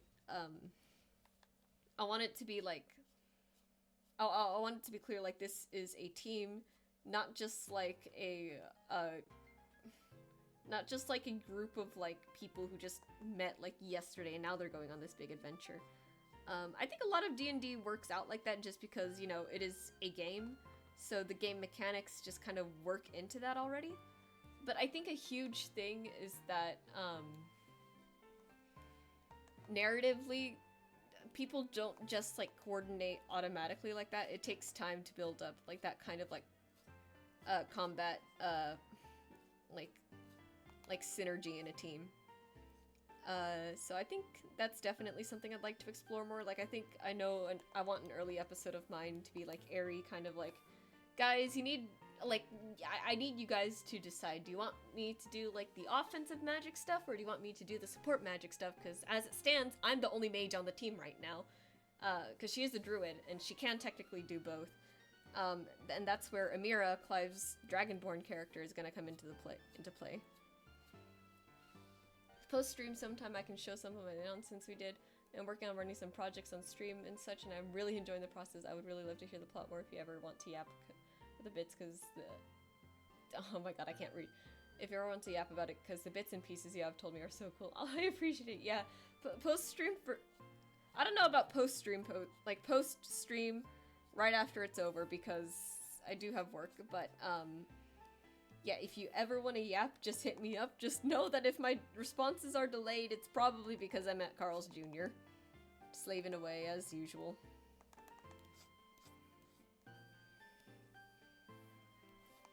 Alright. It's just this last bit here, and I think we'll pretty much be done on time. That is a very fun angle, showing, like, the party from... Yeah, exactly. I think, like I said, D&D is great, but I think a lot of things, like, narratively just end up not... it's the same thing with Baldur's Gate, and that's really just because it's, like, a game, you know? So it has mechanics, and the mechanics will work out, because that's just how game mechanics work out.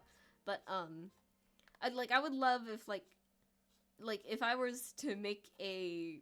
I don't know, let's get a little, like, silly and hypothetical in Minecraft here. If I was to say make, like, custom cutscenes or animatics or comics for Baldur's Gate, cough cough, I would want to show off, like, that early party, like, I don't know these people and I don't know how to fight alongside these people kind of thing. Which I think is an important thing to show for a team, because it's like, well... your spells are getting in the way of my attacks. Well, stay clear of my spells then. Your spells literally cover a whole area of effect. How am I supposed to charge into the enemy? I like that kind of thing, because I think it's, like, really good, like, just character building in general. Maybe one of these days I should actually, like, get into, like, the whole video essay stuff, and, like, I'll do, like, D&D video essays. I am kind of technically going to be doing that in a sense. My boss at the game store asked me and the other guy who runs D&D to come up with like workshop ideas. So that might be something I'm doing, and I think I would absolutely like ask like, can I record this and post it on YouTube, something like that. All right, I think that's the whole thing done. All right, so I'm just going to sign it real quick, and I'll put like the little canvas thing real quick. Let's put my watermark over here. I like how my watermark is just the Medibang text. One day I should really make like an actual signature, but that day's not going to be today. Yeah, 6 is good. Alright, you guys seen it here first. My wonderful late Lunar New Year art. And on time too. Perfect. Alright. That is super neat. Yeah, I'm excited for the workshop. I think I want my first one to be character writing. Hype. Yep, you guys get to see the art here first, which is cool. I think that's a fun reason to go to streams. If you guys want to see the art early or even see the process, just go to the stream. It's okay. Anyways, it's 1 o'clock now. I'm gonna get this all scheduled up to go live at 9 a.m. PST. That's when I post all my art as usual. Next stream, as far as I can tell, I'm pretty sure it's just gonna be the same schedule. So Tuesday 11:30 a.m. PST, Thursday 10 p.m. PST. I don't think I have too much going on. I think there's might be one special announcement tomorrow, but that's gonna depend on if I can round up a few other artists on a Discord server. I do want to do another community poster really, really soon. I already talked about this last stream and teased it. But we're gonna have to see. But yeah, and thank you so much for watching. Thank you all of you who showed up. I had a lot of fun tonight. I think I absolutely want to go back to this stream and highlight so much stuff. I am looking forward to doing this again as always, and God, just thank you all so much for watching. It's always fun hanging out, and I will see you guys on Tuesday hopefully. Good night. Love you all.